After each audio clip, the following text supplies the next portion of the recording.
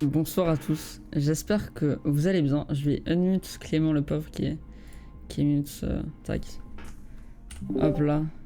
Bonsoir à tous. Bah ce soir on est avec Clément. Salut Clément. Salut. J'espère que vous allez bien les gars. Ce soir bah c'est insane hein, les gars de pouvoir avoir Clément sur un live comme ça. Vas-y je te laisse te présenter, ça. Je vais mettre comme ça. Tac.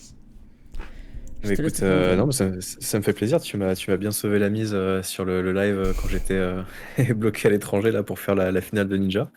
Mais non, sinon très cool, très content d'être là et de pouvoir répondre aux questions. J'ai vu en plus un peu les questions qu'il y avait. Il y a plein de trucs. Je crois qu'il y a des trucs auxquels j'ai jamais répondu, donc c'est ça qui est chouette. Ouais, Et ouais, ouais. ça permettra un peu de voir tout ça. D'ailleurs, les gars, si vous avez des questions, vous rejoignez le Discord qui est en description sur Twitch. Et vous directement, il y a un channel fait pour poser les questions à Clément. Tac, je vais juste mettre un chat là. J'ai regardé Clément, ton chat à toi, je peux pas le voir moi. Genre, c'est pas Ah, directement mon chat moi, donc je vais devoir avoir deux chats. au pire, je te Euh, dis s'il se passe quelque chose. vas-y. Tac, je peux m'en coller un directement. Là, tac. Ok, bah nickel, c'est bon, je l'ai. Donc, ouais, les gars, bah, on va directement commencer. Je vais checker si le son est bon quand même avant de tout faire. Logiquement, quand tu parles, c'est bien fort. Tout est bon, les gars. Vous allez avoir un petit peu de stress quand même, parce que c'est la première fois que Ouais, t'inquiète, tranquille. d'avoir un gros live comme ça, c'est insane. Donc, c'est parti. Alors, hop là. Bah, déjà, présente-toi. Que fais-tu dans la vie? Puisque je suis pas sûr que tout le monde te connaisse. Que fais-tu dans la vie, mon cher Clément? Alors, présentation quoi, tu veux longue, les présentations courtes, Comme tu présentation veux, comme tu moyenne. veux. Présente-toi comme il le faut. Euh, c'est jamais facile de se présenter. Écoute, là J'avoue. maintenant, tout de suite en ce moment, je connais surtout avec ce que je fais sur YouTube. Donc pas mal de vidéos d'exploration, parcours, sur les toits aussi. Enfin, des sujets assez larges qui mettent toujours en valeur un peu les performances physiques, on va dire. Et puis toujours un goût pour une belle réalisation, des belles photos, parce que ça. Nous, on a deux passions. En fait, sur notre chaîne YouTube, on est deux. Donc je suis avec Paul qui est pas là ce soir. Et on aime bien allier nos deux passions, donc le sport qui à la base est le parcours, mais maintenant il y a un peu d'escalade aussi. Et Ok. puis notre deuxième passion qui est les belles images, donc aussi bien en vidéo qu'en photo.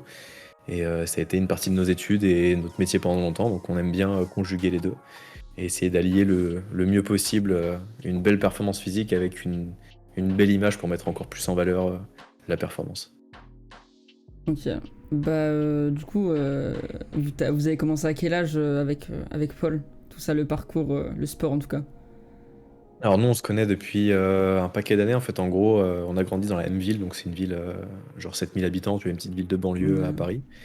Et, euh, et en gros on se connaissait de vue déjà quand on avait 13-14 ans, parce que c'est un petit village et on a été dans le même collège, mais on n'était pas dans la même classe, donc du coup on n'était pas spécialement potes quoi. Mhm. Mais on voyait qui on était sans plus quoi. Et je crois que c'était un peu au début de Facebook à l'époque, donc bon, ça remonte un peu parce que du coup nous on est un peu plus âgés. Et je crois que j'avais posté des photos de vacances où je crois que j'étais sur la plage, je sais plus où en vacances, et je faisais juste des équis sur les mains, tu vois, j'étais vraiment en poirier sur la plage. Mhm. Et donc on était amis sur Facebook parce qu'à cette époque-là, tout le monde s'ajoutait, tu vois. Et il m'avait envoyé un message privé en me disant, enfin en voyant les images, il me fait tiens, est-ce que tu fais du parcours et tout? Et moi je savais pas trop ce que c'était le parcours, mais j'avais une vague idée de ce que ça pouvait être. Et j'ai répondu oui, ce qui était pas vrai du tout, je faisais pas de parcours, mais je sais pas, j'avais envie de répondre oui. Et il m'a dit putain trop bien, je cherche trop quelqu'un pour m'entraîner, moi ça fait un an que je galère tout seul et tout, vas-y ce week-end on se retrouve sur la place du marché de notre village et puis on s'entraîne tu vois. Et donc c'est comme ça qu'on s'est rencontrés pour de vrai la première fois, qu'on s'est entraîné ensemble. Et puis ça a duré avec le temps et 10 ans après on est là à faire ce qu'on fait aujourd'hui sur YouTube et compagnie et on s'est plus lâché à partir de ça quoi. Donc c'était vers 17 ans qu'il y a eu ces premiers échanges de messages. J'étais Ok. en, j'étais en première, ouais. Je devais avoir 17 ans. Ok. Et du coup, ça fait. Enfin, c'est vraiment Paul qui a commencé, puis toi, tu l'as suivi, c'est ça? Ouais, c'est ça. En gros, lui, il avait 6 mois, un an d'expérience de plus que moi. Mhm. Donc, c'est lui qui m'a appris les premiers noms des techniques, les premières façons de passer. Mais après, là, c'est une époque où, si tu veux, YouTube n'était pas aussi Ouais. développé qu'aujourd'hui.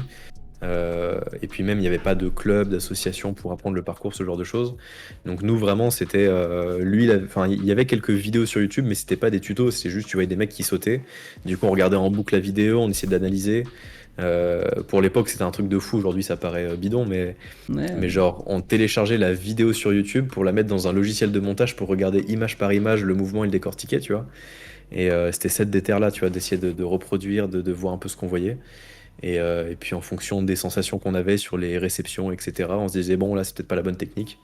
Et c'était comme ça les premiers entraînements, vraiment à décortiquer le peu de vidéos qu'il y a sur YouTube. Il y a peut-être genre 20 vidéos de parcours sur tout YouTube, tu vois, aujourd'hui, ouais, t'en as ouais. des milliards, tu pourras jamais faire le tour. Et ouais, ça a commencé comme ça, quoi. Et du coup, pourquoi maintenant tu te retrouves encore à en faire? C'est vraiment, ça t'a plu? C'est quoi? Excuse-moi.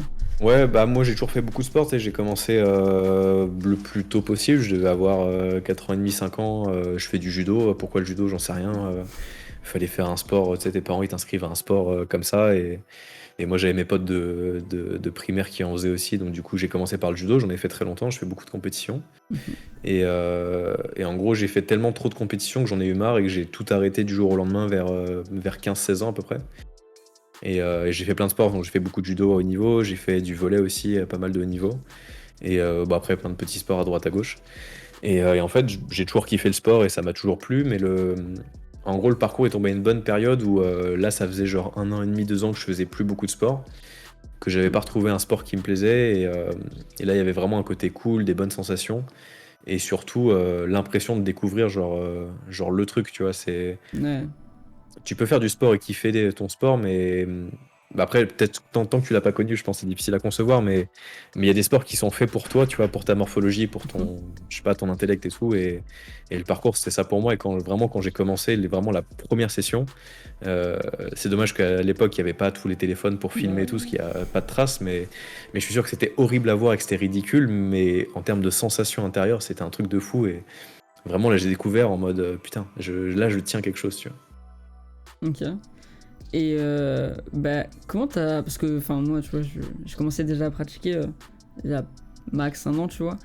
Et Ouais. vraiment, le truc le plus dur, je pense, c'est pas tant les efforts, c'est vraiment le fait que les gens, tu sais, te regardent en mode qu'est-ce que tu fais? T'es pas un singe. Comment t'as vécu, toi, le regard à, bah, justement à ce jeune âge? Comment tu t'es dit, faut que je m'en détache, tu vois?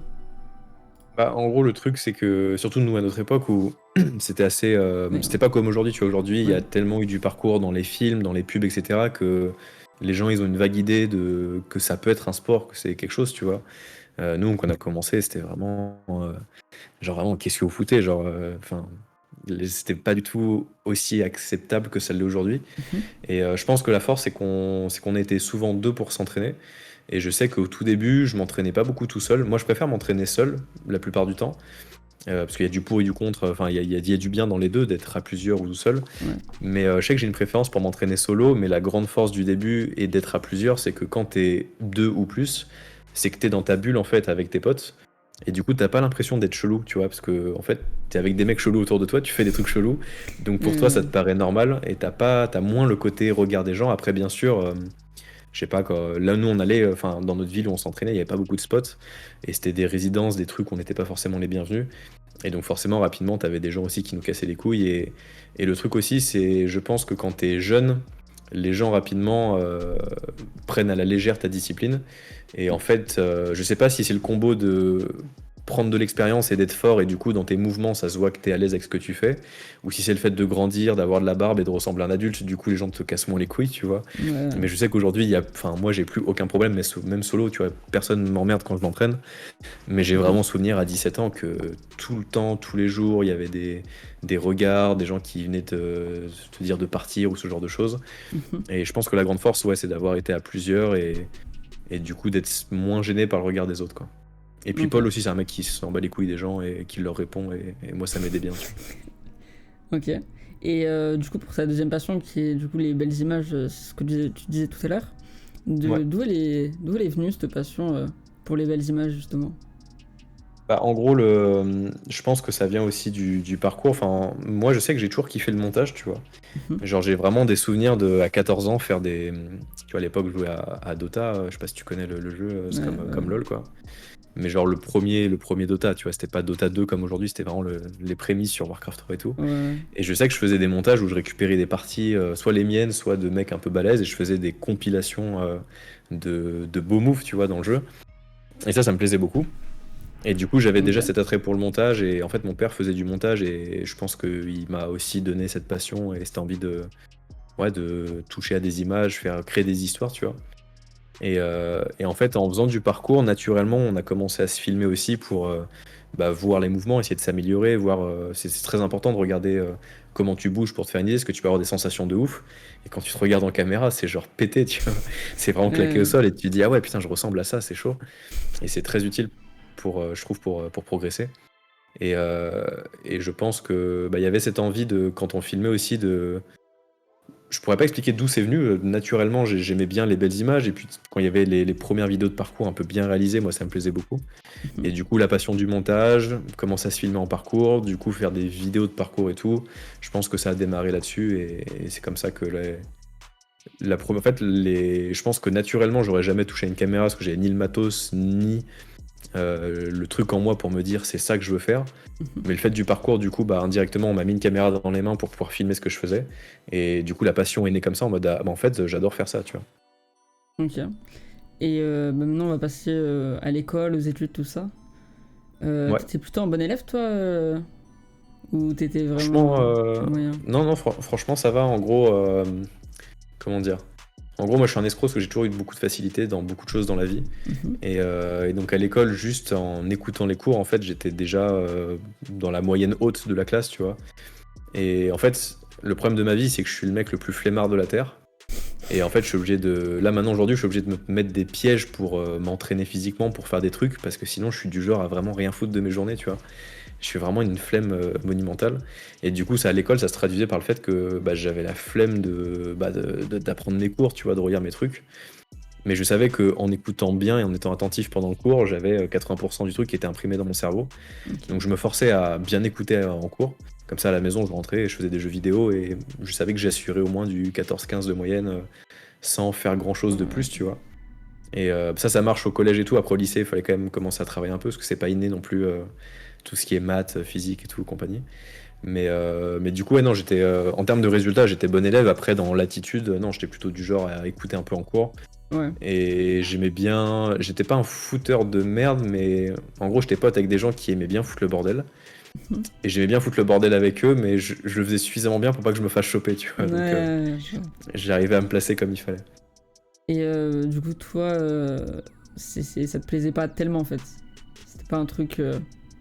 En gros, ce qui est très bizarre, c'est que je me suis jamais posé la question de est-ce que j'aime bien l'école ou pas. Mhm. Vu que c'était le truc obligatoire, tu sais, quand t'es enfant, tu te poses pas Ouais, trop ouais, de questions ou quoi. Enfin, tu sais, jusqu'au lycée et tout, je me suis pas. J'y allais parce qu'il fallait y aller et je me suis. Genre, ça m'a pas traversé l'esprit de me dire, genre, j'aime pas l'école ou faut que j'arrête, tu vois. Et dans les études, pareil, j'étais un peu malgré moi lancé dans les études, faire mes trucs. Mhm. Et par contre, à la seconde où j'ai eu mon diplôme, ce qui fait que je savais que mes parents ou les gens allaient plus me casser les couilles parce que j'avais un papier qui disait que j'avais un tel niveau d'études, Ouais. et à la seconde où j'ai eu ce papier, j'ai été allergique à l'école. Et genre, après mes études, j'ai refait des études d'histoire juste parce que j'adore l'histoire et c'était par plaisir, hein, c'était pas Ouais, du tout pour ouais. avoir un diplôme, c'était juste ça me plaisait d'aller en cours, d'apprendre des trucs. Et en fait, ce truc d'histoire, j'arrivais pas à y aller parce que vu que j'avais eu le papier avant pour dire ok, t'as un bagage dans la vie, et je pouvais plus foutre les pieds en cours. C'est très bizarre. Ok. Et du coup, toi, en tout, quelles études as-tu fait? C'est quoi ton cursus scolaire? En gros, au lycée, j'ai fait un bac S, donc je fais tout le cursus en S. J'étais en spé physique chimie, si je dis pas de bêtises. Ensuite, comme tout le monde, je savais pas quoi faire après la terminale. Donc on m'a dit, bah tiens, fais une prépa maths, voilà, comme ça, tu feras des études d'ingénieur et très bien, tu vois. Et du coup, vu que j'avais aucune idée de quoi faire, j'ai dit, bah ok, why not? Donc j'ai fait ça. Mhm. Et en fait, je m'en sortais pas trop mal, mais j'ai senti que c'était pas. En fait, je m'en suis rendu compte très tard, hein, genre 2 mois avant la fin de la première année scolaire de prépa. Et je me suis rendu compte que c'était pas un truc pour moi, que c'était. Genre que je pouvais continuer cette voie, que je me voyais très bien continuer les études d'ingé, faire les 5 ans, avoir le diplôme, commencer à travailler. Mais heureusement, j'ai eu, je sais pas pourquoi, une illumination un jour en mode. En fait, c'est pas ma vie, tu vois. C'est une vie que je peux Mhm. faire, mais c'est pas Ouais. la mienne. Et surtout qu'à l'époque, c'était compliqué parce enfin, je me suis dit ça, mais pour autant, je ne savais pas quoi faire de plus. Genre, je me suis pas réveillé en mode, c'est pas ma vie, mais par contre, je vais faire du parcours et je vais finir sur YouTube parce que à cette époque-là, genre, Ouais. déjà, c'était impossible d'envisager de vivre du parcours et encore moins enfin, tout ce qui était YouTube et tout, c'était pas du tout développé. Et même à l'époque, je crois que les Norman et tout, c'était tout juste, ils commençaient vraiment à être rémunérés. Là, on est en quelle année? Et On est en. on est en 2012, 2011, 2012 Ah, dans ok, ces eaux-là, je ouais. pense. Donc ça remonte un peu. Et, euh, Mais et c'est le du coup, début ouais, de non. YouTube. Ouais, c'est ça. Enfin, du coup, j'avais aucune idée enfin, que j'allais faire tout ça, mais j'ai quand même eu ce flair de me dire c'est pas ma vie. Et du coup, j'ai arrêté. Et en fait, j'ai de la chance d'avoir des parents enfin, qui nous ont toujours poussé, moi et mes frères, à faire des études, Mhm. mais pas à nous pousser si ça nous plaît pas. Et ils ont toujours voulu qu'on soit heureux avant tout. Tu vois, moi, j'ai un de mes frères, il a pas fait d'études du tout parce qu'il était vraiment allergique à l'école. Genre, vraiment après le bac, il est parti travailler direct. Mhm. Et mes parents l'ont encouragé, aidé dans cette voie-là, tu vois. Et donc là, ce qui a été cool, c'est que vu que je savais pas quoi faire, en fait, avec mon père, on a pris tous les cursus et tous les métiers possibles, et on a fait par élimination pour trouver qu'est-ce qui restait, tu vois. Et du coup, on a fait comme ça par élimination, et puis au final, il restait plus ou moins la branche audiovisuelle, et Mhm. c'est là-dedans que du coup, je me suis réorienté.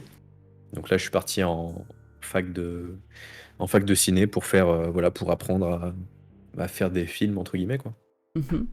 Et ça t'a plu, toi, tu conseillerais ou pas les écoles comme ça de cinéma pour les gens qui voudraient se lancer là-dedans? Ouais, bah, ceux qui veulent faire de l'audiovisuel, faire des films et tout, ne faites pas comme moi, n'allez surtout pas à la fac, parce que c'est pas optimisé pour ce cursus. Mhm. Genre, si vraiment il y a des gens qui veulent faire des trucs audiovisuels, etc., le mieux que je conseille, c'est de faire directement un BTS. En fait, je pense que c'est le plus efficace. Parce qu'en gros, tout ce qui est BTS ou école de cinéma, bah, tu vas vraiment apprendre à faire des films, à réaliser, tenir une caméra. Tu auras du matos à disposition et tu auras les cours qui seront optimisés pour que tu puisses faire ça. Mhm. Alors que la fac, en fait, le problème de la fac, c'est que t'as beaucoup de temps libre et tu survoles le tout. Donc, si toi-même t'es pas moteur de ta propre recherche, bah, tu vas pas apprendre grand-chose. Et la fac est quand même plus destinée à ceux qui vont faire de la recherche ou ce genre de choses. Et moi, je sais que dans mon cursus de fac, j'ai appris beaucoup plus de. En fait, j'ai presque jamais appris à manier une caméra. Je l'ai fait parce que moi, du coup, avec des potes, pendant notre temps libre, on a décidé de faire des films, tu vois. Mais les cours en eux-mêmes à la fac, c'était plus de étudier un peu l'histoire du cinéma, un peu les courants, comme les courants littéraires en français, mais version cinéma. Mhm. Donc c'est beaucoup d'abstrait en fait, donc c'est bien pour ta culture générale, mais si toi ton but c'est de filmer des choses, c'est pas du tout le cursus optimal pour faire ça. Vaut mieux aller ouais, en BTS ou en école de ciné si t'as les moyens, parce que ça coûte quand même très cher. Ouais, ouais. Mais, euh, mais en tout cas, ouais, la fac, c'est. Sauf si de base tu sais que t'es un mec bosseur, tu sais que t'as pas besoin de prof pour te dire quoi faire et que tu vas toi-même réaliser des films, toi-même te bouger le cul pour apprendre des choses. Mais si tu te maintiens juste à ce qu'on te dit en cours, c'est vraiment pas suffisant, quoi. Donc toi, ouais, faut pour pouvoir après faire du cinéma son métier, faut vraiment faire une école, c'est ça? Ouais, bah si tu veux vraiment faire du cinéma, vaut mieux faire en plus une école parce que le problème de ce métier-là, c'est que c'est beaucoup du piston, Ouais, des relations, enfin, surtout le cinéma sauf français. si t'es un génie ultime et que tu perces, mais il y en a peut-être un tous les 15 ans, tu vois. Ouais, ouais. C'est quand même beaucoup les relations et ces relations-là, tu vas te les faire pendant en fait tes études en école ou le fait d'être dans une école spécifique, tu as accès à des réseaux spécifiques qui font que tu pourras travailler. Donc ouais, non, si tu veux vraiment faire le cinéma pur et dur, vaut mieux faire un BTS ou une école. Mhm. Après, si tu te sens chaud de te lancer dans Internet, parce qu'aujourd'hui tu peux tout faire avec Internet, Ouais, bah là, n'importe quel cursus, en fait, faut juste avoir un savoir-faire et après à toi vu que tu es ton propre diffuseur, tu fais ce que tu veux, quoi. ok.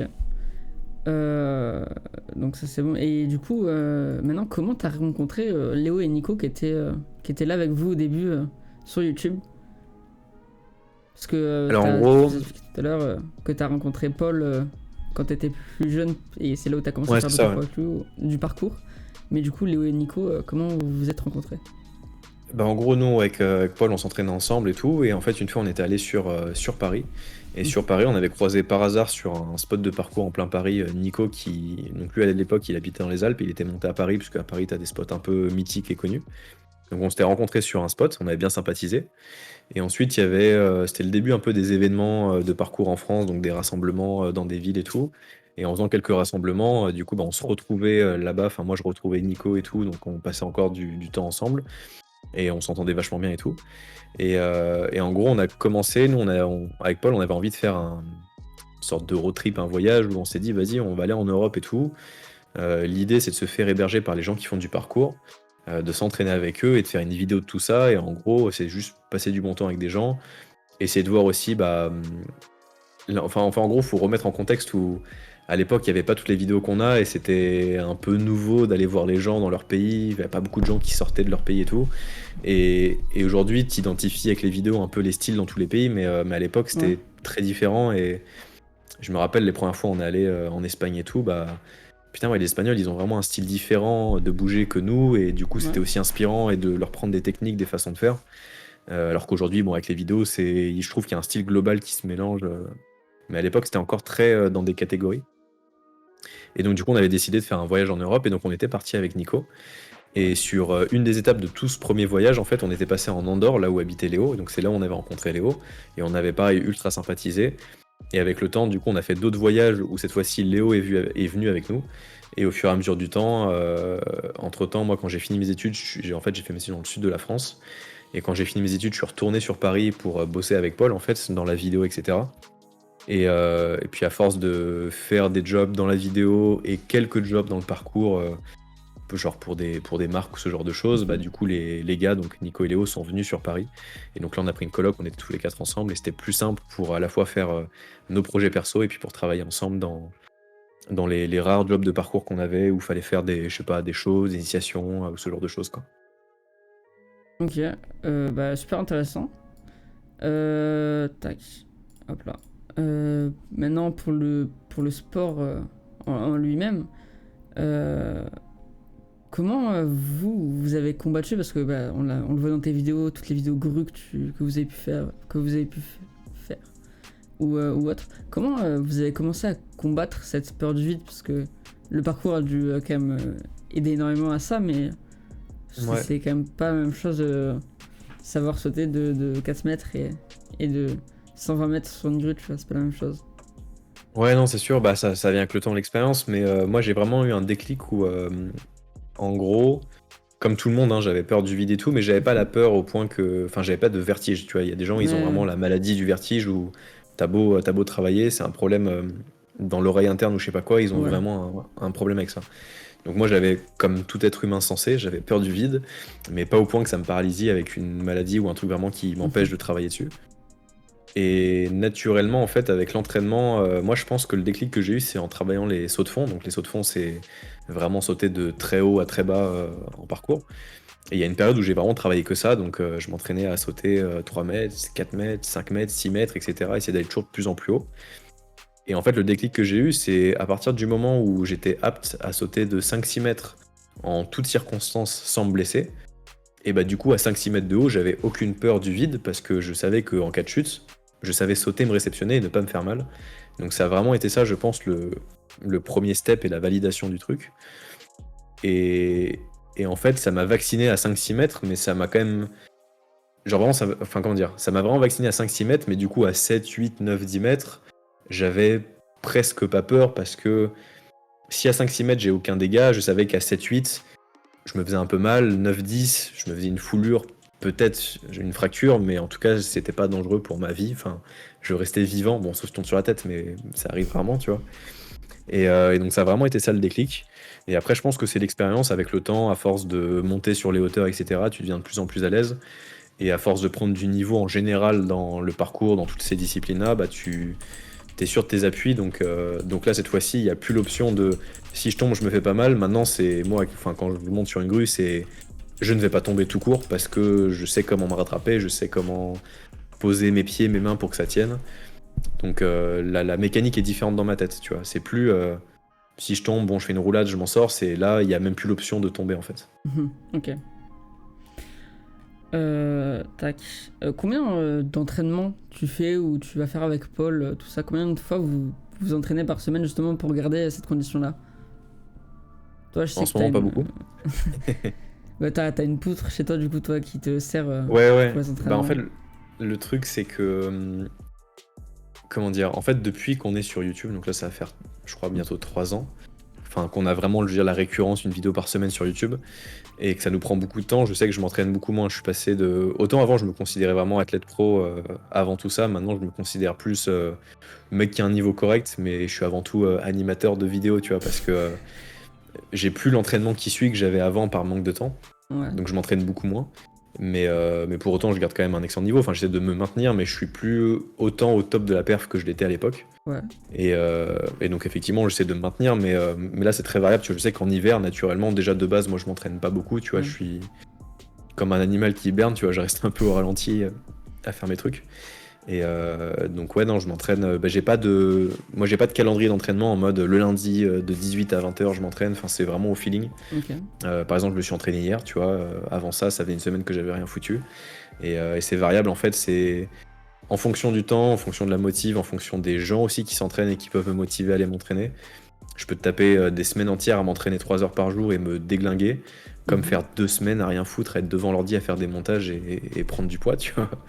Donc c'est très variable, mais en tout cas, j'essaie de me maintenir un minimum. Et effectivement, le fait d'avoir construit les trucs chez moi, c'est une manière aussi de combattre ma flemme parce que typiquement, là, avec le froid, j'ai aucune envie de sortir dehors pour Ouais. aller m'entraîner. Donc c'est très pratique d'avoir des outils à la maison pour garder la forme, quoi.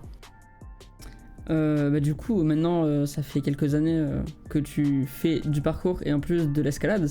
Parce que, Ouais. comme tu le dis, c'est des sports qui se complètent parfaitement. Et bah, tu préfères lequel, toi, dans les deux? Alors ça, c'est la question mystère où je pense que je pourrais pas, comment dire? C'est très difficile de choisir un des deux, parce que vraiment pour moi les deux sont ultra complémentaires. Après, si vraiment j'ai pas le choix, je choisis le parcours parce que c'est mon premier amour, on va dire. Mhm. Mais je pense qu'aujourd'hui, en termes d'entraînement, j'ai plus de kiff en grimpe. Mais encore une fois, c'est par période, tu vois. La même question il y a 6 mois, je t'aurais dit parcours, parce que j'ai une phase grimpe qui est partie. Du coup, là, il y a 6 mois, j'ai une phase parcours et tout. Mais là, je t'avoue qu'avec le confinement et tout, je suis un peu en mode bon, la grimpe, c'est quand même sympa, tu vois. Et puis en hiver aussi, je grimpe beaucoup plus que je ne fais de parcours, parce que forcément, ça Ouais, caille c'est dehors. plus dur. Et du coup, ouais, non, les deux sont totalement différents, sont très complémentaires, et ça dépend aussi de ce que je fais. Genre, juste avant l'épidémie de Covid et tout, j'étais parti à me rentraîner à fond dans le parcours parce que j'avais des objectifs de compétition. Donc j'étais en train de m'inscrire sur toutes les compétitions de speedrun pour faire des podiums, donc je m'entraînais à fond et je kiffais ça. Mhm. Mais vu que tout a été annulé, bah forcément, j'ai pas fait ces compétitions. Et donc vu qu'en ce moment, la seule compétition entre guillemets qui est encore viable, c'est Ninja Warrior, bah je refais de l'escalade. Parce que pour Ninja Warrior, c'est surtout les bras que les jambes qui sont utiles. Donc ça dépend, ouais, ça dépend vraiment de ce que je fais, des compétitions, des objectifs. C'est assez variable, ouais, pour le coup. Ok, du coup, bah, comment toi t'as fait pour progresser déjà dans l'escalade? Comment t'as fait? Parce que ça fait pas tellement longtemps que t'en fais et t'as quand même un bon niveau. Et dans le parcours aussi, comment on progresse? Quelles sont les astuces miracles? Bah, je crois qu'il n'y a pas d'astuce miracle, sinon tout le monde serait trop fort. Mais Ouais. pour l'escalade, bah, l'escalade, ouais, ça fait 4 ans. En fait, en gros, l'escalade, c'est tout simple. J'ai fait Ninja Warrior saison 1. Mhm. Et tu vois, quand tu fais que du parcours et que tu restes que entre gens du parcours, tu te prends un peu pour un super-héros. Genre, notre discipline, c'est la meilleure, c'est la plus complète, on est trop fort, machin truc. Et puis après, tu fais Ninja Warrior, et puis en final, tu te rends compte que tes bras, tu pensais avoir des bras stylés, mais en fait, pas du tout. Genre, tu tiens pas longtemps sur les bras. Mhm. Et suite à ça, je me suis dit, bah tiens, je vais peut-être m'entraîner un peu, faire de l'escalade. J'avais une salle à côté de chez moi, histoire que pour la prochaine saison, je fasse mieux pour la finale, tu vois. Et en fait, à cette époque-là, moi, j'avais moins de motivation à faire du parcours, parce que ça faisait quand même presque 10 ans, donc tu commences à avoir fait un peu le tour et t'as moins le côté de découverte des premières années. Et l'escalade, pour le coup, ça m'a beaucoup plu. Et vu que j'avais déjà une base physique, j'ai progressé très vite. Et mine de rien, pour l'ego et tout, t'es trop content parce qu'à chaque séance, tu vois vraiment l'évolution, la progression, et c'est un kiff de ouf et c'est ultra gratifiant. Et, euh, et en fait, vraiment, après la saison de Ninja Warrior, quand j'ai découvert l'escalade, j'ai totalement laissé tomber le parcours, j'en ai plus fait du tout. Et j'ai fait que de l'escalade à fond pendant presque 3 ans de suite. Mais genre là, vraiment, j'avais une logique d'entraînement de malade où je m'entraînais tous les jours de la semaine pendant 2 ou 3 heures. J'avais peut-être une seule journée de repos dans la semaine, histoire de pas trop me flinguer. Et du coup, j'ai pris un niveau de malade super vite. Et je me suis éclaté, surtout, c'est que c'était trop bien. Je me suis fait grave des potes juste devant la salle d'escalade. Et j'ai découvert tout un milieu, tout un univers. Et puis après, quand j'ai repris le parcours dehors, j'ai vu que Mais en fait, c'était utile tout ce que j'avais accumulé en puissance avec l'escalade parce que mes planches étaient encore plus rapides, je me fatiguais moins, je me sentais solide sur les bras ou en cas de, je sais pas, mauvaise réception au niveau du haut du corps, j'avais aucun problème. J'avais une blessure à l'épaule d'il y a longtemps quand j'étais tombé en parcours et genre j'ai plus eu aucune douleur parce que en fait toute la masse musculaire autour a solidifié tout ça, tu vois. Et j'ai eu que du positif en fait avec l'escalade et j'ai grave kiffé. Et en plus de ça, on a commencé à faire un peu de la grimpe urbaine, donc tu vois, de l'escalade en extérieur. Et on retrouvait ce jeu qu'on a dans le parcours de détourner un truc qui est pas fait pour à la base. Et ça, c'est quand même trop cool de se balader, de se dire, tiens, là, il y a une petite fissure, peut-être que je peux grimper, sauter à côté.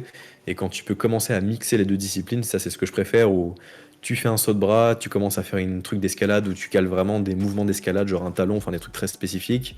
Et puis tu finis sur un retour bras et pouvoir cumuler comme ça les deux disciplines dans un même milieu urbain, c'est vraiment le kiff. Donc non, il n'y a pas de truc miracle, hein, il y a que de l'entraînement. Mhm. Mais faut juste avoir la motivation. Tu vois, l'escalade, moi j'ai eu un surplus de motivation et je me suis jamais autant entraîné pendant ces 3 années-là. Et le parcours, c'est pareil. Moi, je sais que mes toutes premières années de parcours, je m'entraînais tous les jours parce que j'en avais jamais assez, quoi. Chaque journée, j'apprenais un mouvement, chaque journée, j'avais une sensation. Et tous les jours, je voulais progresser, quoi. Ok. Et du coup, bah, le milieu, c'est quoi ton milieu préféré? Toi, ce serait plus les toits ou les grues? Ou je sais pas, quel est ton milieu où tu t'es le plus à l'aise ou où tu te sens le mieux? Bah, en termes d'entraînement pur, bah, ça reste le sol, parce que même si en vidéo on voit les trucs extrêmes, 99% de l'entraînement c'est quand même au niveau du sol. Mhm. Y a rien de mieux que de s'entraîner jusqu'à 2 mètres de hauteur pour faire tes sauts de précision, tes sauts de bras, tes machins, tes trucs, tu vois. Après, pour de l'image, des photos ou avoir des images un peu sympas ou pour le feeling, c'est quand même les toits, mais genre pas forcément les toits de Paris, tu vois. Moi je sais que les toits de Paris enfin, ça me gonfle un peu vite, c'est toujours pareil, et qu'il n'y a pas tant de possibilités de mouvement. Mais genre les toits, genre des gros gratte-ciel où t'as vraiment un côté genre très très haut. Moi j'aime bien, en fait ce que j'aime bien dans les toits et tout, c'est le côté vraiment isolé des gens et genre t'es tout seul, t'es un peu comme un oiseau qui se pose loin des gens, Mhm. t'es loin des humains, t'es loin du bruit, t'es loin des dangers, il y a juste toi sur ton toit, t'es tranquille, t'as pas de bruit, t'es posé. Et donc du coup c'est ça que je kiffe, ouais. Les grues c'est sympa, mais non, à choisir un toit, t'as quand même plus de possibilités qu'une grue, quoi. Ok. Mais la grue c'est sympa aussi. Et bah, du coup, maintenant, parce que vous y êtes retourné il y a pas longtemps à Kiev, Ouais. mais du coup, Hong Kong ou Kiev? Parce que je sais que c'est vos deux villes de cœur. Hong Ouais, Kong, vous avez fait des vidéos de malades. Kiev aussi, hein, Tchernobyl, tout ça. Laquelle, toi, tu préfères? Laquelle allez, est encore le une fois, fond de c'est ton cœur? les deux ont leurs avantages, tu vois. D'un côté, j'ai envie de dire tout de suite Hong Kong parce que vu que je l'ai moins fait, je sais qu'il y a encore beaucoup de choses à découvrir et qu'il y a encore plein de choses à faire. Kiev, on y allait déjà 5 ou 6 fois. Là, on y est resté un mois il y a pas longtemps, donc on commence à avoir fait un peu le tour. Mais ça reste quand même une ville de cœur et tout. Hum, Je pense, si je regarde le futur, je dirais Hong Kong, parce qu'il reste encore Mhm. beaucoup de choses à faire, on n'a pas assez exploité la ville. Si je regarde plutôt le passé par rapport aux souvenirs, au vécu, aux gens qu'on connaît, pour le coup c'est Kiev, parce que bah, Tchernobyl qui est emblématique, parce que Sol qui est un mec fou qu'on a rencontré là-bas, et puis c'est vraiment le... Ouais, Kiev c'est vraiment le... C'est un peu les pays de l'Est comme on l'imagine, quoi. Ouais. Tout est comme tu l'imagines, en mode détruit et tout, enfin c'est grave stylé. Donc ouais, non, ça dépend où tu regardes, futur ou passé, mais c'est deux villes incroyables qui sont toutes les deux grave stylées, quoi. Bah, maintenant, on va passer sur les questions plus axées YouTube. Sur, Ouais. voilà. Bah, déjà, c'est quoi la recette, encore une fois, miracle, pour avoir 613 000 abonnés sur YouTube? Comment on arrive à intéresser autant de personnes? Alors, la recette miracle. Il faut payer des abonnés, des faux abonnés, en masse. Ouais, bon conseil. Euh, non, non, je sais pas comment expliquer. Nous, la stratégie qu'on a eue, et je pense que c'est ça qui a fonctionné, c'est que, en gros, si tu veux percer sur YouTube, si toi, ton but dans la vie, c'est juste percer sur YouTube, et que tu es ouvert à tous les champs d'action possibles, je te dirais, fais de l'humour, c'est ça qui marche, et c'est comme ça que tu auras beaucoup d'abonnés, tu vois, c'est le truc Ouais. universel. Malheureusement, non, on n'a pas spécialement, je crois, de talent dans l'humour. Enfin, en tout cas, c'est pas mon processus créatif, tu vois. Je suis pas là à écrire des blagues tous les jours.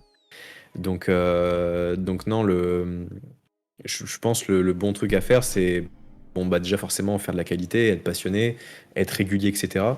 Mais nous, ce qu'on a décidé de faire, c'est que on savait que nos sujets étaient des sujets de niche. Tu vois, le parcours, c'est quand même une niche Ouais, sur YouTube. L'escalade, c'est pareil. On s'est dit, bah, en fait, si tu mixes toutes les niches entre elles, bah, ça fait une très grosse niche et ça fait beaucoup de gens, tu vois. Et c'est ce qu'on a fait, c'est que dès le début, on s'est dit, bah, vas-y, chaque semaine, on fait un sujet différent. Genre, le premier jeudi du mois, on va faire une vidéo de parcours. Le suivant, ce serait de l'escalade. Celui d'après, on va faire de l'urbex. Celui encore d'après, on va faire, je sais pas, des grues. Et rebelote. Et on essaie de. Genre, jamais on va sortir 4 vidéos de parcours de suite. ok. Ce rythme-là, on l'a un peu perdu récemment, où bah, il y a eu beaucoup de vidéos d'urbex qui se sont enchaînées. Ouais, ouais, ouais. Mais on trouvait ça cool de faire des suites. Mais dans l'idée, on aime bien essayer de faire vraiment des thématiques différentes pour qu'il y en ait pour tous les goûts à chaque fois. Et je pense que du coup, à avoir pioché des gens dans le parcours, des gens dans l'escalade, des gens dans l'exploration urbaine, des gens dans les sports extrêmes, etc., bah, ça a ramené du coup beaucoup de personnes. Et, euh, et donc là, faut qu'on trouve une nouvelle niche. Il y a un peu de la moto aussi avec Paul, tu vois, on essaie de ramener des gens de la moto. Mais ouais, non, je pense que c'est ça, c'est juste. Le truc, c'est quel que soit ton sujet, essayer de voir quelle est l'audience et comment ramener le plus d'audience. Et ensuite, le vrai secret, il n'y a pas de secret, hein, c'est juste être régulier, c'est ce qui marche sur YouTube. Ouais. Nous, c'est ce qui a fait la différence, hein. Pendant 3 ans, on sortait une vidéo par an, on a fait genre 30 000 abonnés. Et en seulement un an, on est passé de 30 000 à 130 000 parce qu'on a gardé une récurrence. Donc non, le vrai secret, c'est juste être régulier et évidemment faire de la qualité et pas un truc merdique, quoi. Mais là, je suis en train de regarder, mais je me disais tout à l'heure que tu avais eu ton bac du coup en Ouais, 2012, c'est ça? 2010 ou 2011, ouais. Ouais. Et Ouais, je sais plus, un des deux. la première vidéo YouTube, c'est déjà en 2013. Donc il s'est passé déjà très peu de Ouais, temps. ouais, voire même avant, parce qu'en gros, cette chaîne-là, c'était une chaîne commune qu'on a créée. Ouais. Mais avant, on avait des vidéos sur nos chaînes perso respectives. Ouais, j'avais Et vu. moi, pendant que je faisais mes études, moi, j'avais déjà sorti des vidéos sur ma chaîne perso. Et puis Paul, pareil. Enfin, en gros, en fait, c'est ça le truc, c'est que moi, mes études, j'ai un bac plus 3 et en fait, j'aurais pu Ouais. partir en master pour faire un bac plus 5. Mhm. Et j'ai pas fait le master parce qu'en fait, pendant mes études, j'étais déjà en train de travailler et gagner ma vie avec les vidéos. Mhm. Et du coup, je me suis dit, mais en fait, enfin, l'avantage de ce métier-là dans l'audiovisuel, c'est que le diplôme, bon, il peut être utile pour avoir un premier travail, mais si tu travailles à ton compte, ce qui compte, c'est juste ton talent pur, en fait. Ouais. Et moi, le diplôme que j'ai, on me l'a jamais réclamé, mais à aucun moment de ma vie. Et ce qu'on regarde, c'est plutôt les projets que j'ai faits. Ouais. Et, euh, et donc, du coup, c'est pour ça, c'est que j'ai eu mon papier pour valider et dire à mon entourage, c'est bon, j'ai un papier, me cassez pas les couilles, maintenant je fais mes trucs. Mais non, je commençais déjà à faire des vidéos et à travailler avant même d'avoir fini mes études. Ouais, j'ai vu ta chaîne perso Clément Dumais du coup sur YouTube. Et Ouais, j'ai vu que récemment, tu avais supprimé toutes les vidéos. J'étais déçu parce qu'il y avait plein de POV que tu avais fait qui étaient quand même ouais, des intéressantes à voir vieux. pour l'époque, Ouais, tu ouais, vois. bah, c'est juste en non répertorié, donc si t'as les liens, je crois qu'elle fonctionne toujours. Ok. Et c'était juste, en fait, en gros, c'était pour l'algorithme où, en fait, quand tu tapais mon nom, il y avait genre ces vieux POV ou c'est mes Ouais. vidéos qui sortaient de ma chaîne. Alors que maintenant, quand tu tapes mon nom, c'est directement la chaîne Is The Road et Non, ok. c'est là où il y a le contenu récent, tu vois. Non, et du coup, pourquoi YouTube? Enfin, pourquoi vous êtes dit on va essayer YouTube? D'où elle est venue l'idée en fait? De vouloir percer sur YouTube ou d'avoir choisi YouTube comme réseau social et pas un autre? D'avoir choisi YouTube comme plateforme pour poster des vidéos? Bah, en gros, on s'est pas dit un beau jour, faisons YouTube. Tu vois, bah, comme je t'ai dit, hein, sur ma chaîne perso ou sur d'autres, on faisait déjà des vidéos. Ouais. Et en gros, à l'époque, en fait, nos vidéos YouTube, c'était plus. Nous, YouTube, on le prenait comme un moyen d'archiver un contenu pour qu'il soit disponible à tout moment sur l'internet. Tu vois, c'était ça l'idée. Donc, les vidéos que je faisais pour ma chaîne YouTube, c'était pas dans le but que. Surtout qu'à l'époque, c'était pas du tout la logique de YouTube, c'était pas dans le but de percer Ouais. ou quoi que ce soit, c'était plus en mode, bah, comme ça, en juste un lien, je peux l'envoyer à mes potes qui sont à droite à gauche en France. Ils Ok. peuvent voir comment je m'entraîne, et puis c'était un truc de partage, tu vois. Et puis c'était une manière aussi de. Même si je suis pas sur mon ordi à la maison, la vidéo est disponible même sur mon téléphone ou même chez mes parents, juste avec une barre de recherche, tu vois. Et donc c'est pour ça qu'on était sur YouTube et c'est pour ça qu'on a mis nos premières vidéos sur YouTube. Même les trucs de Tour Eiffel, Tchernobyl, c'était un moyen en fait qu'elles soient hébergées quelque part pour que sur notre site internet on puisse les intégrer, tu vois. Mais ça aurait pu être Vimeo comme ça aurait pu être Dailymotion et YouTube parce que c'était Ok. le plus simple, tu vois. D'ailleurs, Et c'est ouais, vas-y, super dis-moi. triste pour la vidéo Tour Eiffel, là. Qu'est-ce qu'elle a Ouais, été ouais. supprimée parce que bah, à un moment, vous dites aussi que vous étiez un peu en bataille avec, je me rappelle plus de son nom, le mec qui avait aussi grimpé la Tour Eiffel. Ah ouais, James Évidemment. Kingston, ouais. Ouais, voilà. Et que du coup, il avait posté juste avant vous. C'était, c'était cool. Ouais. Et du coup, d'où est venue aussi l'idée de Hit the Road Paris, puisque c'est aussi l'un des plus gros projets que vous avez fait avant les vidéos du jeudi. Ouais, carrément. Bah, en gros, bah, justement, cette époque-là, en fait, c'était l'époque où Léo et Nico nous avaient rejoints sur Paris, Paul et moi. Et en fait, à cette époque-là, dans le milieu du parcours, il y avait un peu classique de quand il y a une grosse équipe qui veut montrer qu'elle existe ou ce genre de choses, ils font une grosse vidéo avec des énormes perfs pour montrer genre nous on s'appelle comme ça, dans cette team il y a ces gars-là et ces gars-là ils font ça, tu vois, c'est leur meilleur perf. Ok. Et nous on avait comme exemple, je sais pas si ça te parle, mais Storm Freerun Volume 1 qui était une vidéo qui à l'époque avait fait taire tout le monde parce que c'était la meilleure vidéo qui existait, la meilleure vidéo au monde de parcours, aussi bien dans la réalisation que dans les performances. Mhm. Et ça a été un gros exemple, une grosse source d'inspiration. Et du coup, bah, quand on était tous sur Paris, on s'est dit, bah tiens, c'est le moment de montrer qu'on est sur Paris, donc on va faire tous les spots parisiens typiques. Et du coup, bah, on présentait tous les personnages. Il y a une intro un peu longue où il y a les noms de chacun, avec une petite mise en scène un peu rigolote où il y a Nico qui sort des catacombes, Léo qui tombe d'un arbre. Tu vois, ça correspondait un peu aux personnalités de chacun. Moi, j'étais dans un hamac, dans une grue. Enfin, tu vois, déjà à l'époque, il y avait un peu cette personnalité avec ses atouts, tu vois. Et puis ensuite, on avait fait plein de perfs et c'était l'idée de. Déjà, ça nous faisait plaisir de faire une grosse vidéo de parcours avec des performances et c'était une manière aussi de dire aux gens en France ou peut-être à l'étranger qui pouvaient la voir, bah voilà, sur Paris, il y a une team qui s'appelle comme ça, c'est nous et on fait ça, tu vois. Ok. Et bah, après, après Hit the Road Paris, vous avez fait le partenariat avec Chiller pour pour les pantalons. Puis Ouais, après, vous avez sorti la vidéo La journée à Tchernobyl, ouais, qui est juste magnifique pour l'époque à laquelle elle était sortie. Et puis ouais. après, tout ça, vous avez sorti, je crois, c'est 6 ou 7 vidéos sur Ninja Warrior. C'était pourquoi? C'était pour la préparation à Ninja Warrior saison 1. C'était après. C'est. Ouais, bah en gros, à cette époque-là, il n'y avait pas de logique de YouTube, hein, c'est juste, Ouais. en fait, nous, à cette époque-là, en fait, on bossait dans le parcours, Mhm. on bossait dans la vidéo, mais les deux ne se mélangeaient jamais et c'était vraiment deux mondes différents. Et en gros, les vidéos sur YouTube, c'était plus notre récréation en mode. Bah, nous, ce qu'on aime, c'est. Parce que quand je dis on faisait de la vidéo à côté, c'était vraiment genre avec Paul, on faisait des vidéos qui n'avaient rien à voir avec le sport. Genre, on filmait, je sais pas, des trucs d'entreprise, des soirées, des machins. Enfin, fallait gagner de l'argent pour payer un loyer. Donc c'était pas. Enfin, tu vois, les deux univers étaient vraiment Ouais. séparés. Et en gros, sur YouTube, c'est la cour de récré où on pouvait mélanger nos deux passions, donc faire ce qu'on fait aujourd'hui sur YouTube en mode régulier. Mais à l'époque, c'est une fois de temps en temps, genre l'été, quand il y avait un peu de time et qu'on n'était pas occupé pour travailler, on se faisait des projets perso juste pour le kiff. Et en gros, les vidéos ninja, c'était plus. Je sais pas pourquoi on a fait ces vidéos ninja, je sais pas, c'était une manière de faire quelque chose de nouveau où on parlait à la caméra, ce qu'on faisait pas du tout avant et ce qui est un exercice très difficile au début. Ouais. Donc je pense que quand tu la regardes, c'est peut-être un peu malaisant. Je pense qu'on doit pas être ultra à l'aise. Et puis c'était une manière de rebondir un peu sur la médiatisation de Ninja Warrior pour faire du contenu autour et puis pouvoir. Je fais que de roter, hein, je suis désolé.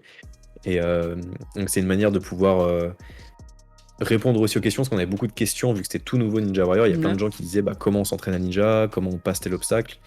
Donc ces vidéos, c'était le challenge de parler devant la caméra, de faire quelque chose de différent, de surfer un peu sur la médiatisation Ninja Warrior et en Ouais. même temps de répondre aux questions qui revenaient tout le temps de comment on passe les obstacles mythiques.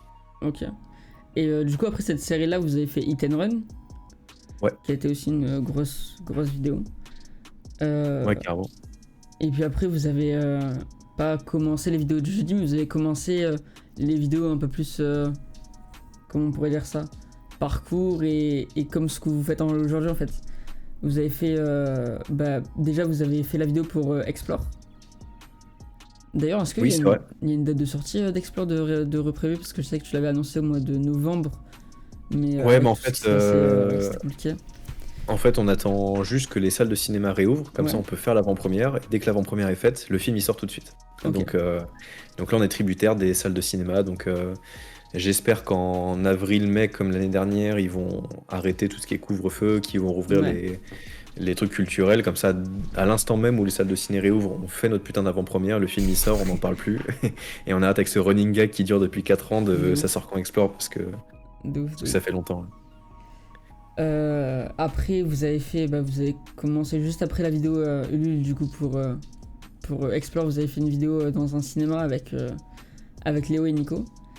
Et Ouais. puis, une vidéo après, ils ont disparu. Du coup, qu'est-ce qui s'est passé avec Léo et Nico on Bah, veut en savoir parce gros, que tout le bah, en gros, monde. comme on l'a souvent expliqué, Ouais, parce que les gens ils s'imaginent des trucs de ouf, bien sûr. mais en fait, il s'est rien passé de spécial. C'est en fait le premier à être parti, je crois que c'est, enfin non, c'est même sûr, c'est Léo. En gros, donc on a fait toutes nos vidéos sur Paris, on a bossé Mhm. sur Paris, et puis c'était une époque du coup où on pouvait difficilement, contrairement à aujourd'hui, gagner sa vie avec enfin, avec le parcours ou la vidéo, avec ce genre de choses. Et donc Paul et moi, ça allait parce qu'on avait notre job vraiment dans la réal, donc on bossait dans la pub et tout, on faisait plein de choses. Mais dans le parcours pur, il y avait très peu souvent des marques ou des événements pour travailler. Ce qui fait que c'était pas. Enfin, je veux dire, on roulait pas sur l'or, mais après, on a toujours vécu très simplement. Et genre, Ouais, juste tant qu'on pouvait payer notre bouffe et notre loyer, nous, c'était très bien, tu vois, on n'avait pas besoin de plus.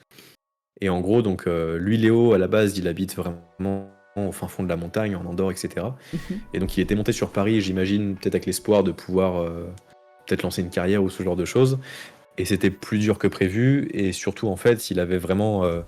En fait, sa montagne lui manquait, ce que je peux comprendre. Tu vois, il a toujours Ouais, grandi en pleine nature, 2000 mètres, que des forêts et tout. Et donc à Paris, c'est assez oppressant. Enfin, t'as la pollution, c'est pas la même vie, ouais, c'est tu pas vas le dans même cette confort bulle. de vie. Et ouais, non, c'est ça. Et du coup, lui, il est parti en fait surtout parce qu'en fait, il voulait rentrer tout simplement en Andorre. Donc c'est pour ça qu'il était plus sur les vidéos. Bah, forcément, vu qu'il est en Andorre, nous on est à Ouais, Paris, ça te c'est comprend. difficile de faire des vidéos. Donc c'est pour ça qu'il y a quelques vidéos qui ont été faites sans Léo. Et pareil, tout ce qui est autant tout ce qui était performance comme Hit the Road Paris et tout, c'était un truc qui vraiment lui parlait, tu vois. Tout le côté exploration et notamment Tchernobyl. Je sais que Tchernobyl, tous les trois, tu vois, Nico, Paul et moi, on a vraiment kiffé l'expérience. Je sais que Léo, lui, pour lui, ça a été difficile parce que c'était pas, tu vois, c'était pas un truc qui le motivait plus que ça. Et le fait d'être dans des endroits potentiellement dangereux pour la santé ou autre, euh, enfin, je pense que s'il devait le refaire, il le referait sûrement pas parce que c'était pas son kiff de Ok. ouf. Donc à la fois le fait de partir en Andorre, le fait d'en avoir bah, du coup marre de Paris et de ne plus être en kiff avec les projets qu'on faisait de plus en plus, donc exploration urbaine où tu rampes un peu dans la poussière, ce genre de Ouais. choses. Du coup, bah, naturellement, il est rentré en Andorre faire ses trucs. Donc on était plus que trois avec Nico.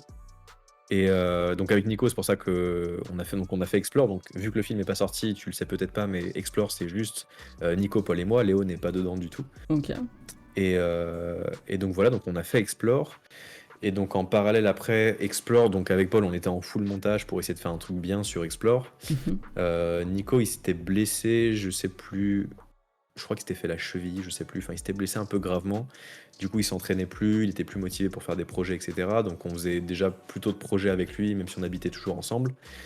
Et, euh, et en gros, sur plus ou moins la fin de sa blessure, il a eu une proposition d'emploi au. Putain, comment ça s'appelle le parc d'attractions là Ouais, je vois ce que je veux dire. le Puy du Ouais, Fou, c'est voilà, ça? ouais, les filles, c'est ça. Ok, ouais. Donc il a eu proposition d'embauche au Puy du Fou pour faire un spectacle de Vikings là-bas. Mhm. Et donc du coup ça tombait bien parce que vu qu'il avait comme nous pas beaucoup de thunes et encore moins parce que lui il fait pas du tout de la vidéo. Donc du coup il est parti là-bas, donc forcément il a dû déménager. Alors chaque fois que je dis le truc, je me fais engueuler parce que les gens sont très en mode tu sais, Normandie, Bretagne, machin truc. Je sais pas dans quel département exactement c'est, mais c'est vraiment à l'ouest vers la Bretagne en tout cas. Ouais, Et donc forcément, bah, vu qu'on n'habitait plus ensemble, bah, c'était difficile de faire des vidéos, parce qu'il ouais, rentrait pas sur Paris, ok. donc lui il avait son spectacle, et donc naturellement on n'était plus que Paul et moi tous les deux, comme à l'époque, il y a de ça 4 ans en arrière, tu vois. Et donc c'est à cette même période en fait où nous en gros avec Explore, on était vraiment en train de se prendre la tête, parce que donc là le film est pas sorti, donc tu vois pas à quoi il ressemble, mais le film est vraiment très bien, je le jure, il est vraiment stylé.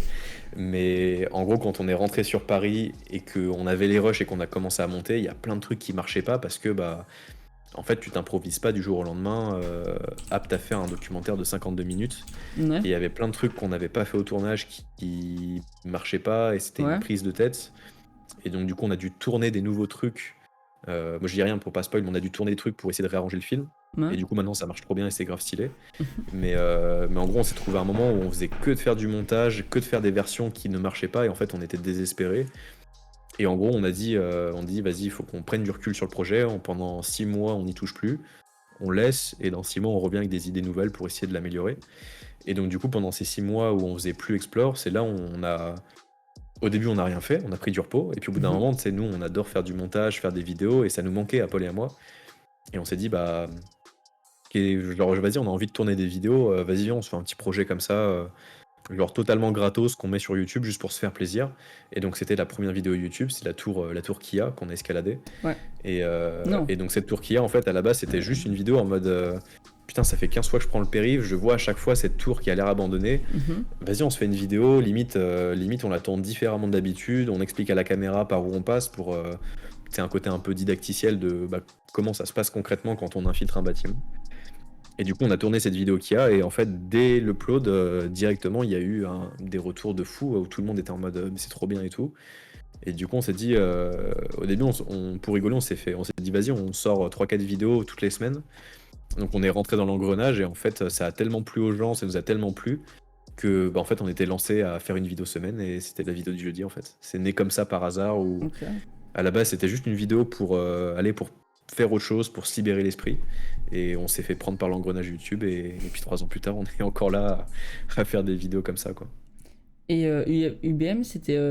Enfin, t'étais allé le faire en quelle année? C'était en 2016 donc c'était bien avant Ok.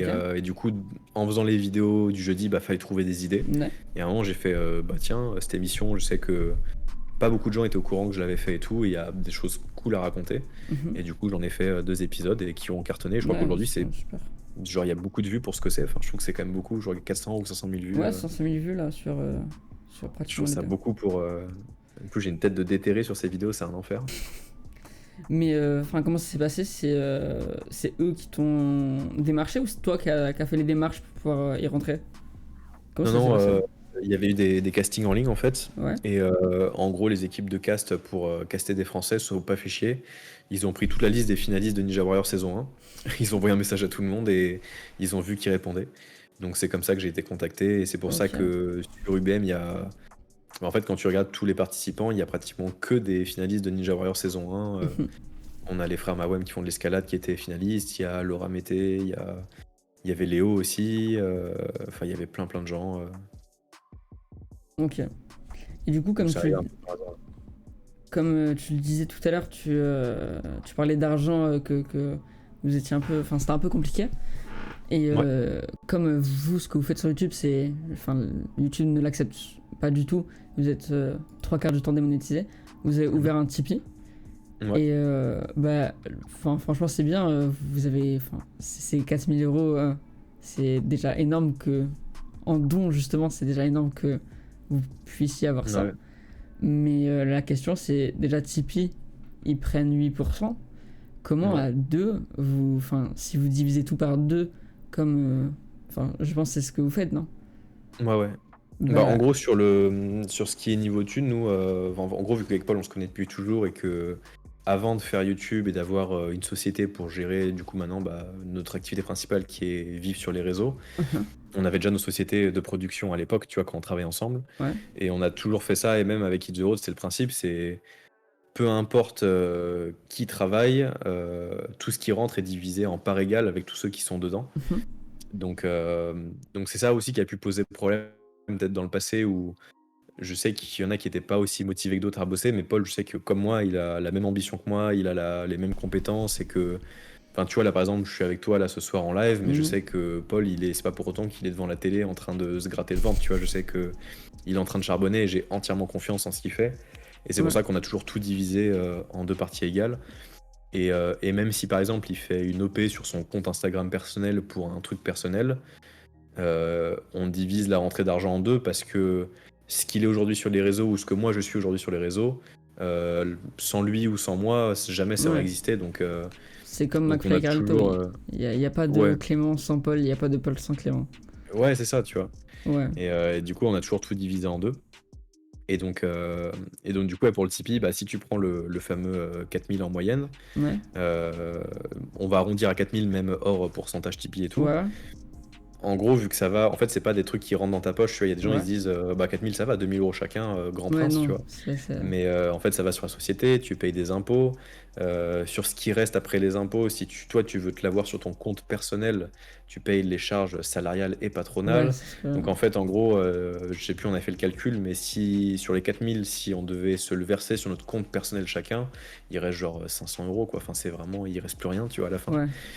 Et, euh, et donc du coup, heureusement, il n'y a pas que Tipeee, mais c'est vrai que quand on a lancé le Tipeee, c'était nous-mêmes, on pensait pas en fait atteindre des telles sommes. En gros, vraiment, tout le monde a répondu à l'appel et on a été genre vraiment surpris, choqués. Et en fait, nous, on a fait le pari de se dire, en gros, sur Tipeee, quand toutes chaînes confondues, je crois que c'est même sur leur page d'accueil à Tipeee, où en fait, le don moyen sur un don Tipeee, c'est dans les, je crois, 10 euros, un truc comme Ouais. ça. Et nous, on a pris le problème à l'envers de. En fait, nous, ce qui compte, c'est plutôt. C'est pas genre un gros tip si on préfère un mec qui file tous les mois 1 euro, mais qui Ouais. vraiment tous les mois active le don récurrent, qu'un mec qui donne une seule fois 10 balles, tu vois. Et Ouais. donc, on a joué là-dessus. Et quand tu regardes les stats de notre chaîne, enfin de notre page Tipeee, en gros, nous, la moyenne des dons sur notre page à nous, elle est genre à 1,50 €, alors que la moyenne du site en entier, c'est 10 euros. Et les mecs de Tipeee nous ont d'ailleurs contacté tout, ils nous avaient dit, mais genre, on n'a jamais vu ça, genre, enfin, c'est improbable d'avoir 2000 contributeurs et de Ouais. monter à 4000 euros. Normalement, tu sais, c'est genre 300 contributeurs pour avoir 4000 euros, tu vois. Ouais. Et, euh, et eux-mêmes étaient surpris que bah, du coup, il y ait autant de gens avec que des petits dons, et bah, tant mieux, quoi, trop bien. Bah, Et c'est vrai que Tipeee, ça nous a sauvés pendant longtemps. Maintenant, en gros, en termes de revenus, à l'époque, en fait, on n'était pas assez gros quand on lançait le Tipeee pour vivre de YouTube. Et aujourd'hui, on n'est pas assez gros pour vivre que de YouTube, mais genre le Tipeee plus le peu de YouTube qui est monétisé, ça commence à faire un peu d'argent. Et surtout, après, c'est les OP qui clairement nous sauvent la vie. Et on n'en fait pas beaucoup, beaucoup, mais on essaie quand même d'en faire de temps en temps. Et, euh, et d'ailleurs, souvent, les OP se réveillent au mois de novembre et décembre, et le reste de l'année, c'est silence radio. Genre là, il n'y a plus de nouvelles pour faire des OP, mais c'est vrai qu'en novembre-décembre, il y a beaucoup de demandes qui tombent. Et donc c'est le mélange de tout, c'est et le Tipeee, et le YouTube, et aussi un peu de Twitch, et surtout les OP. En fait, le tout fait qu'on arrive à produire nos épisodes. Et puis vu qu'on a gardé le même niveau de vie qu'à l'époque, on n'avait pas beaucoup de thunes, bah, au final, on n'a pas besoin de 1000 et des 100 pour vivre, tu vois, tant qu'on peut bien manger, qu'on a un toit, et qu'on peut s'acheter une paire de baskets pour s'entraîner, le reste c'est du confort en plus, tu vois. Mais du coup, comme tu l'as dit, enfin, je le sais aussi, les montages, tu l'as déjà dit dans d'autres FAQ ou autres, c'est Ouais. 3 jours de montage où tu parles à vue avec le dérochage, tout ça. Et du coup, pendant que tu fais ça, tu peux pas prévoir les autres vidéos, tout ça. Comment ça se Ouais. passe? Vous avez quelqu'un qui vient vous aider, par exemple, pour démarcher les marques pour les OP comme ça? Ou c'est directement vous qui démarchez ou les marques qui vous démarchent? Un Hit the Road, c'est juste Paul, c'est juste Clément et personne d'autre. Genre, c'est vraiment que deux pour tout faire. C'est Ok. pour ça qu'il y a des trucs qui prennent parfois du temps. C'est que, tu vois, je sais plus si c'est en live ou hors live qu'on parlait du Discord, mais typiquement, là, il reste vraiment, tu sais, si je me mets dessus, c'est 1 heure grand max et c'est réglé, mais j'ai pas trouvé 1 heure depuis 3 mois dans mon emploi du temps, tu vois. Et, euh, et donc, du coup, non, ouais, donc nous, c'est priorité à faire les vidéos. On essaie de s'alterner le plus possible avec Paul. Mhm. Et ensuite, non, pour les OP, on a personne pour démarcher à notre place. Nous-mêmes, on démarche pas parce que on n'a jamais trop fait, et puis voilà. Et du coup, non, c'est plutôt les marques qui t'envoient des mails, tu sais, vu qu'il y a nos mails sur nos réseaux sociaux. Mhm. C'est un truc naturel que les marques viennent te démarcher. Après, sur tous les mails qu'on reçoit, on va dire sur 15 mails reçus, t'en as peut-être un qui est potable, le reste, c'est des trucs à la con en mode tu me fais une vidéo dédiée, tu parles de mes écouteurs Wish de ouf, et en échange, je te donne l'écouteur qui vaut 1 euro, tu vois. Tu Ouais, leur ça dis, va pas le mais coup. ça marche pas comme ça, tu vois. Donc ouais, non, il y a beaucoup de mails de marques qui te démarchent, mais il y en a très peu qui sont intéressants artistiquement parlant et intéressants en termes de thunes, tout simplement, quoi. Ok. Et donc du coup, pour vivre, ça passe avec les OP plus TV plus un peu YouTube, ou des fois c'est quand même un peu difficile. Bah, il y a de ça 1 an ou 2, quand on était genre à 150 000, 200 000 abonnés, Ouais. c'était vraiment, enfin, c'était la survie entre guillemets. Enfin, je veux dire, Ouais. moi je t'ai dit, tant que je peux payer genre, mon loyer, ma Mhm. nourriture, le reste je m'en fous, j'ai un vélo, je vais où je veux, c'est très bien, tu vois. Et c'était galère, mais là maintenant aujourd'hui, c'est beaucoup plus confortable, et justement c'est ça qui est cool, c'est que là depuis en gros 6 mois où on a les 500 000 abonnés et du coup, quand tu prends le tout cumulé, on arrive à un niveau de vie qui est intéressant. C'est que, bah, par exemple, tu vois, pour là, les vidéos de Dubaï qui sortiront bientôt, Mhm. on avait les finances pour se dire 5 jours avant en mode, bah vas-y, on part à Dubaï une semaine, on va pouvoir tourner 4 vidéos de fou furieux. Et ça, il y a 3 ans, on n'aurait jamais pu le faire, tu vois. Et là, on a pu le faire et c'est ça qui est confortable. Après, on a pu le faire, mais Dubaï, on n'avait pas prévu que c'était aussi cher et on s'est ruiné. Mais je pense que les vidéos valent le coup, ce qui va être vraiment chouette. Ok. Et tout à l'heure, on en parlait de la Tour Eiffel et de la vidéo Ouais. qui est sortie. Vous en êtes tout du procès, ça avance? C'est... On peut avoir quelques Euh, exclus ou pas? Bah, en gros, donc on était en procès, donc tu sais, ils ont supprimé les vidéos, etc. Mhm. On avait pas mal de soucis et tout, et potentiellement beaucoup de, comment dire, d'argent qui était en jeu en cas de, enfin, si on perdait, tu vois, les dommages intérêts, tout le Ouais. truc là. Et en gros, le dernier procès a eu lieu en septembre dernier, Mhm. si je dis pas de bêtises. Le résultat, on l'a eu en octobre. Donc moi, je sais quel est le résultat, mais en gros, euh, on devait attendre un certain délai pour en parler, parce qu'en gros, on va faire une énorme vidéo, genre un gros débrief, comme le débrief Tour Eiffel, tu vois, un truc de Ouais. 30-40 minutes, où on va expliquer tout le procès, on va y arriver. Ouais. Donc on explique tout le procès, toute la démarche, tout le truc juridique, enfin c'est hyper intéressant tout ce qui s'est passé, les rebondissements, parce qu'en face, ils n'ont pas été clean de ouf non plus. Ouais. Donc on va faire une grosse vidéo qui vraiment retrace tout le truc de A à Z, qui explique aussi qu'est-ce que c'est un procès sur des vidéos YouTube et tout, parce que je crois que ça n'existe pas, des vidéos comme Ouais, ça, et je non, trouve ouais. ça... Enfin, en tant que viewer, moi j'aurais été intéressé de voir un peu quel est l'envers du décor, tu vois. Totalement. Donc là, en termes de délai, on peut faire cette vidéo maintenant, Ouais. mais on l'a pas faite parce que on veut faire un truc dans cette vidéo, genre une sorte de clin d'œil, parce qu'on est un peu taquin, tu vois. Et pour l'instant, on peut pas le faire à cause du Covid, parce qu'il y a des trucs qui sont fermés et on a besoin d'aller à certains endroits. Et Mhm. donc en gros, faut espérer que en avril, j'espère que tout réouvrira comme l'année dernière. Comme ça, Explore peut sortir. Et Ouais. cette vidéo aussi pourra sortir parce que on a très à cœur de faire le petit clin d'œil qu'on a en tête dans ce gros débrief qui expliquera tout. Ouais. Ok. Et en gros, YouTube, est-ce que vraiment c'est des gros problèmes? Vous avez déjà eu des très gros problèmes avec la police, comme, enfin, je sais que vous avez déjà fait de la garde à vue, par exemple, pour les cheminées, ou Ouais. des trucs comme ça. Vous avez vraiment déjà eu des gros procès, pas tels que la Tour Non, Eiffel, mais des bah, grosses amendes qui ont pu piquer. le plus gros truc qu'on a eu, c'est vraiment la Tour Eiffel. C'est le Ouais, truc le plus vénère, le plus grave qu'on ait eu. ouais, Mais sinon, non, garde à vue, rappel à la loi, mais ça va rarement au-dessus, plus loin, quoi. ok. Euh, En gros, il y a enfin, t'as une sorte de vide juridique qui fait que t'as pas le droit de faire ce qu'on fait, mais en même temps, Ouais, t'as pas non plus des trucs qui interdisent, donc ils essayent de te mettre des articles de loi autres sur ton dos, mais bon, parfois ça marche pas, tu vois, ils peuvent pas non plus t'inventer des trucs qui n'existent pas. Et, euh, et je pense que maintenant, enfin comment dire, la chaîne YouTube, c'est à double tranchant. D'une part, vu qu'on a une grosse communauté, ils veulent nous mettre cher pour qu'on serve d'exemple. mhm, Donc c'est pour ça qu'on fait de moins en moins de trucs en France parce que c'est compliqué. Mais d'autre part aussi, avec la chaîne YouTube, ils voient aussi bah, ce qu'on fait, la démarche qu'on n'est pas là pour ouais, casser ou pour emmerder. Donc parfois ça nous a aidé en mode, en fait les flics nous connaissaient, savaient ce qu'on faisait, et du coup ils étaient cool avec nous. Mais par contre, ceux qui sont pas cool avec nous et qui veulent nous mettre cher, bah, ils en profitent un peu parce qu'on sert d'exemple directement. Et d'après toi, Clément Dumet est-il plus recherché que Clément Luard? Ça dépend dans quel pays, ça dépend. Si tu vas en Chine, je pense que c'est peut-être l'agent Luard qui est recherché.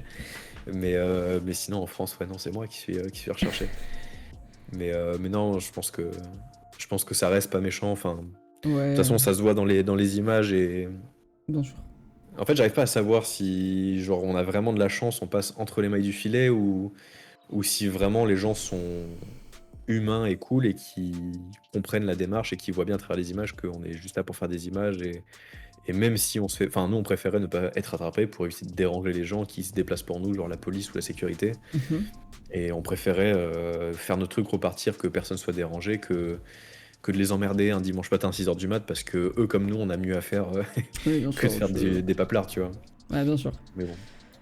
Mais du coup, comme tu l'as dit, enfin en tout cas, Léo et Nico, eux, sont repartis chacun de leur côté faire ce qu'ils avaient à faire.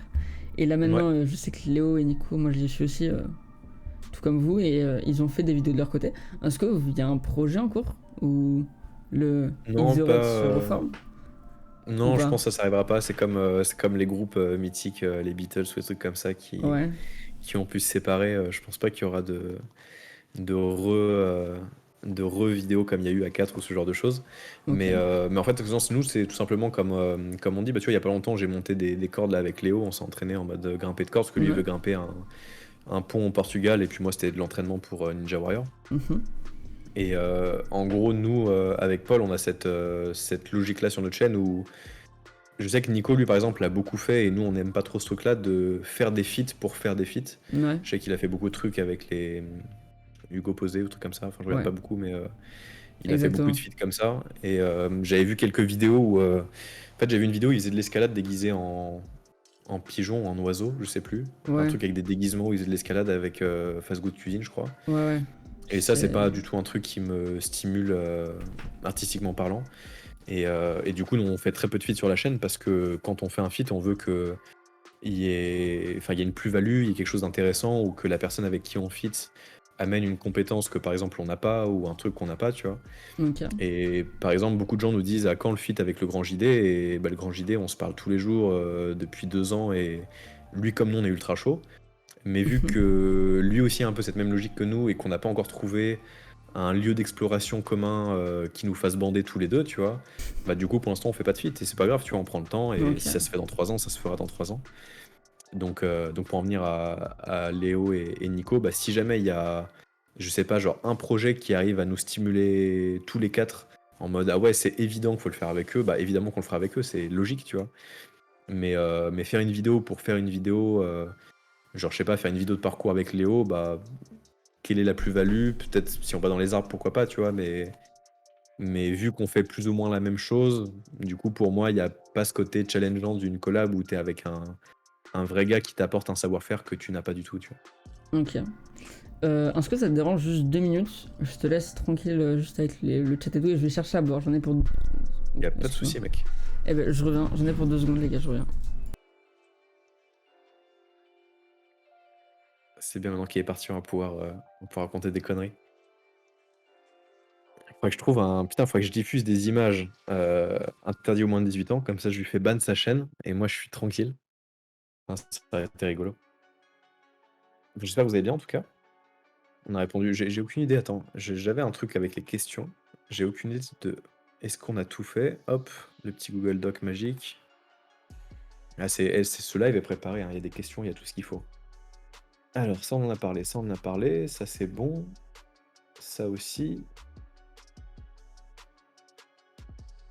Ça c'est bon, ça c'est bon, ça on a fait. Ah, je vois qu'il y a des questions. J'- J'étais en train de mater les questions, je vois qu'il reste quelques questions. J'étais en train de me dire, est-ce qu'on a tout fait? Il en reste quelques-unes encore. Pas beaucoup, mais il nous en reste un peu. J'hésitais à Euh, troller, à mettre des images interdites pour que tu te fasses ban ta chaîne, mais je me suis quand même posé des problèmes aussi. je te ferai de la bonne pub, t'inquiète, si tu fais ça.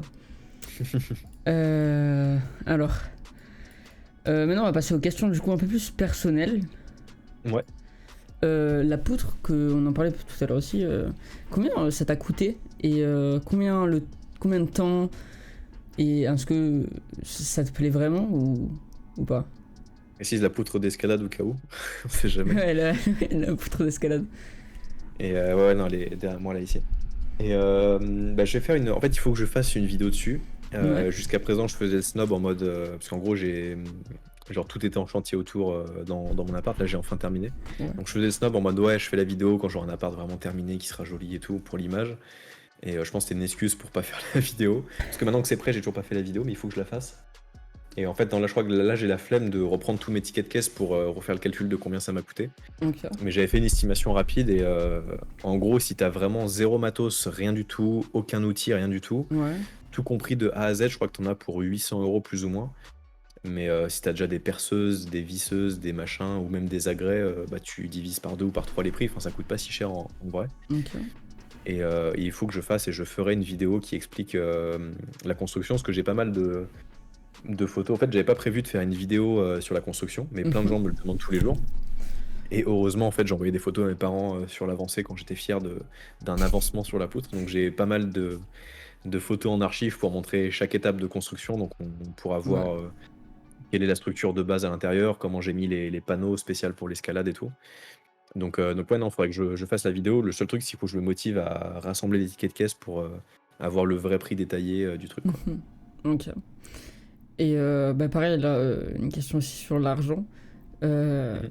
Comment tu le vis, toi, de te dire que tu gagnes ta vie grâce aux gens? C'est-à-dire que tu vis grâce aux dons. Enfin, c'est quand même Ouais. une grosse partie de ton salaire, je pense. Comment ça se passe? T'as pas un petit stress en mode le mois prochain il me lâche, je peux plus rien faire? Comment ça se passe? Bah, en gros, en fait, ce truc-là, faut le mettre en. Enfin, en gros, la grosse comparaison, c'est vivre avec un truc un peu incertain versus faire un métier plus classique avec un salaire mensuel où tu sais que tous les mois, tu as un salaire assuré. Mhm. Et en gros, ce stress-là, moi, je l'ai plus ou je l'ai toujours, mais dès le moment où, en fait, avec Paul, on s'est lancé dans la réal, vu qu'on était en auto-entrepreneur, bah, en fait, tu l'as déjà. Le jour où personne ne t'appelle pour te faire travailler, bah, t'as pas d'argent le mois prochain. Donc, c'est. Moi, j'ai jamais fait de métier où j'avais un salaire fixe tous les mois, tu vois. J'ai toujours Ouais, vécu en mode, ce mois-ci, je me suis fait 15 000 euros, mais les 6 prochains mois, je vais toucher zéro, tu vois. ouais, Et donc, c'est juste une manière différente d'aborder le truc où bah, tu fais en sorte d'avoir un peu des économies, tu fais en sorte de pas avoir une vie délirante à tout claquer quand tu as beaucoup d'argent parce que tu sais pas si le mois prochain tu auras de l'argent. Et là où je suis plus rassuré aujourd'hui, c'est que bah, tu vois, là déjà, ça fait 3 ans qu'on est sur YouTube et je vois qu'il n'y a jamais eu un mois où tu es à zéro. mhm, Et, et même si on a eu des mois où on est full démonétisé, et que du coup, c'est vraiment un mois où on gagne pas beaucoup d'argent, tu sais que le mois suivant, ça remontera. Et puis pareil, là aussi, je trouve ça plus confortable aujourd'hui sur YouTube, c'est que tu vois, tant que tu fais des vidéos, tu as de l'argent qui rentre et toutes tes anciennes vidéos, elles continuent à être un tout petit peu vues. Donc tu as toujours un fond de roulement, tu vois, sans sortir de vidéo. Tu vois, genre demain, il n'y a plus de vidéos sur la chaîne. Enfin, je veux dire, les vidéos existent toujours, mais on n'en sort plus des nouvelles. ouais, On gagnera plus beaucoup d'argent, mais il y aura toujours un fond de les anciennes vidéos qui continuent à générer de l'argent. Et alors qu'à l'époque, on vivait de juste la vidéo ou les shows de parcours, bah, si aucun client ne t'appelle, bah, tu gagnes vraiment ouais. zéro. Tu vois, t'as pas un fond qui est là. Donc non, plutôt rassuré. Et puis l'avantage du Tipeee, c'est que vu que les gens ont joué le jeu à faire des dons récurrents, en fait, on sait à l'avance plus ou moins combien on aura le mois suivant en Mhm. dons récurrents. Même s'il y a une barre qui reste variable, il y a quand même une grosse somme fixe dans les 3 600 € où on sait que quoi qu'il arrive, tous les mois, il y a au moins ça qui tombe. Et même si c'est la grosse dèche et tout, je sais que s'il y a que ça et que tout le reste s'effondre, j'ai de quoi payer mon loyer encore quelques temps avant de me retrouver vraiment à la rue. Donc ça me laisse le temps aussi de rebondir pour changer de métier, devenir caissier à Auchan, j'en sais rien, mais tu as toujours des solutions. Et pareil, moi je sais que si demain il faut que j'achète une baraque au fin fond de la Creuse pour avoir un potager et vivre de ça, ça me va très bien parce que voilà, tu vois. Ok. Genre je suis pas spécialement attaché absolument à être visible sur des réseaux. Là je le fais parce que bah, ça me fait kiffer et que c'est cool. Ouais. Mais je sais que j'aurais kiffé être genre menuisier ou potier ou faire des trucs avec mes mains, tu vois. Donc après, c'est juste, tant que tu sais vivre avec peu de moyens, en fait, tu peux un peu tout faire, en fait. Ok. Donc du coup, non, ça me stresse pas plus que ça, et c'est moins stressant qu'à l'époque, surtout. Parce qu'il y a ce fameux fond de roulement qui est là tout le temps, quoi. Et bah, du coup, t'en parlais, comment toi tu vis maintenant le fait de bah, plus être Clément Dumais que personne connaît, mais Clément Dumais que si tu le croises dans la rue, tu vas lui demander une photo. Comment tu vis cette célébrité entre Hum. parenthèses? Bah, en fait, ce qui est bien, c'est qu'elle est arrivée progressivement, où il y a eu plusieurs phases, tu vois. Je sais que en gros, avant les vidéos sur Internet, avant les Ninja Warriors, avant tout ça, enfin avant toute cette médiatisation-là, il y avait déjà le truc un peu où, à l'époque, tu vois, dans le parcours, on n'était pas très nombreux. Mhm. Et, et du coup,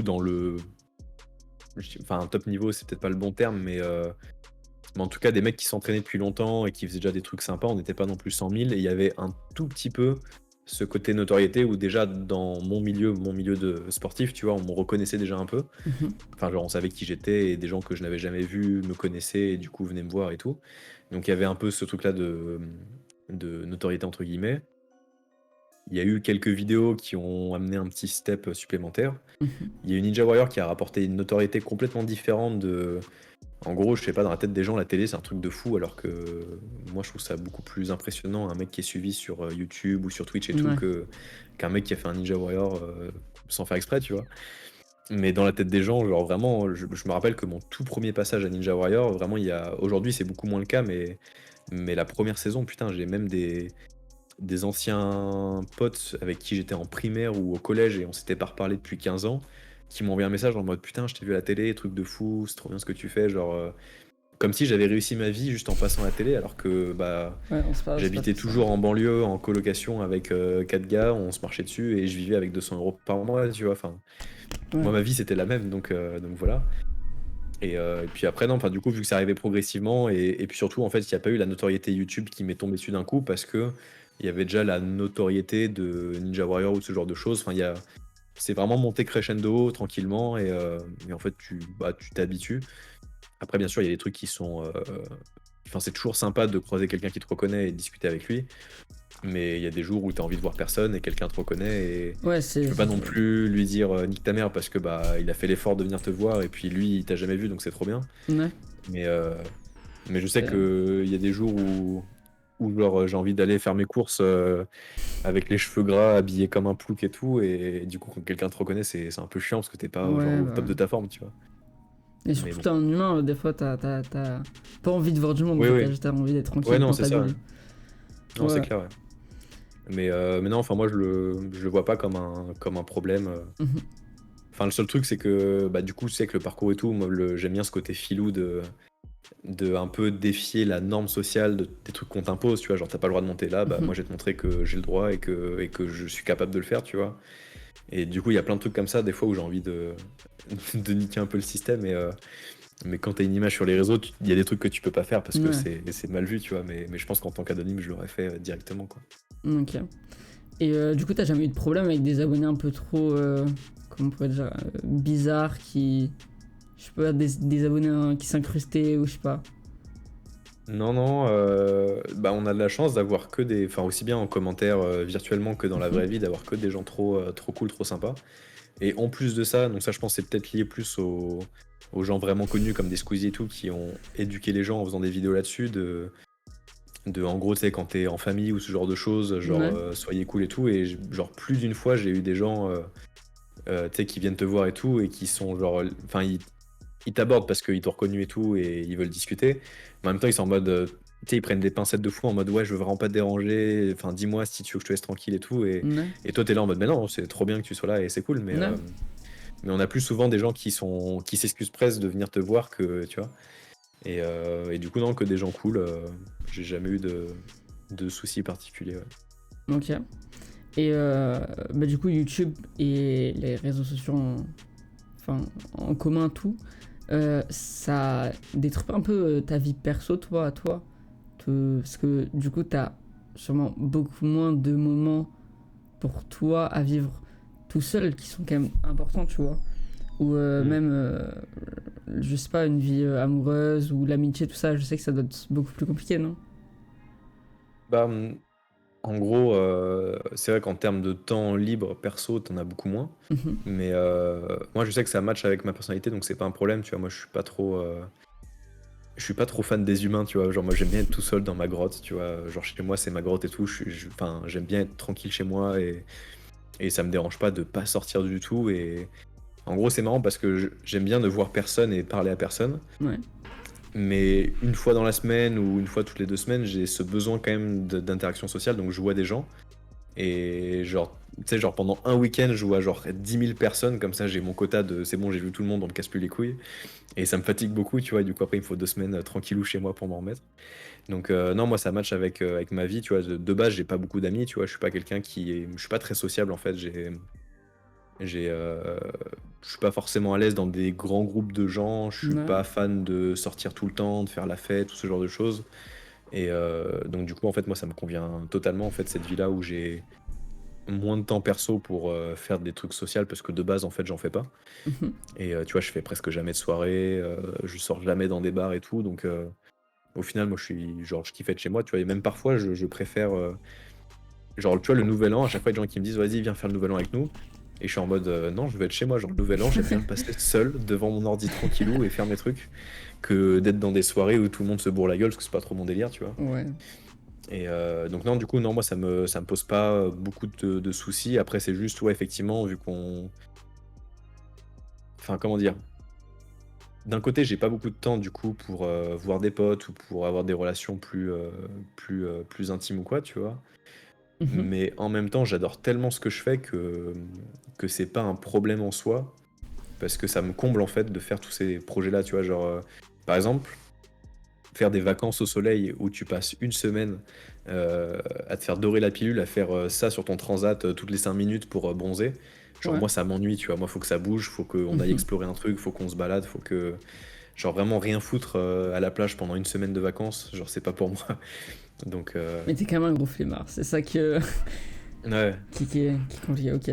Bah, c'est ultra intéressant. Et du coup, YouTube, ça t'amène pas aussi, comme t'as une grosse communauté quand même derrière, tu vois, à un stress à te dire il faut que je sorte une vidéo sinon on va m'engueuler. Faut que j'évite de sortir la vidéo le vendredi. Hein. Faut éviter, même si c'est pour sortir la qualité. Ouais, T'as pas un alors, stress d'essayer de quand même, si tu sors pas de vidéo, t'auras des gens un peu déçus, surtout si tu préviens pas ou je sais pas s'il y a un truc. ouais, si, si, bah ça, on l'a. Ça, c'est marrant parce qu'on l'a beaucoup eu. Mhm.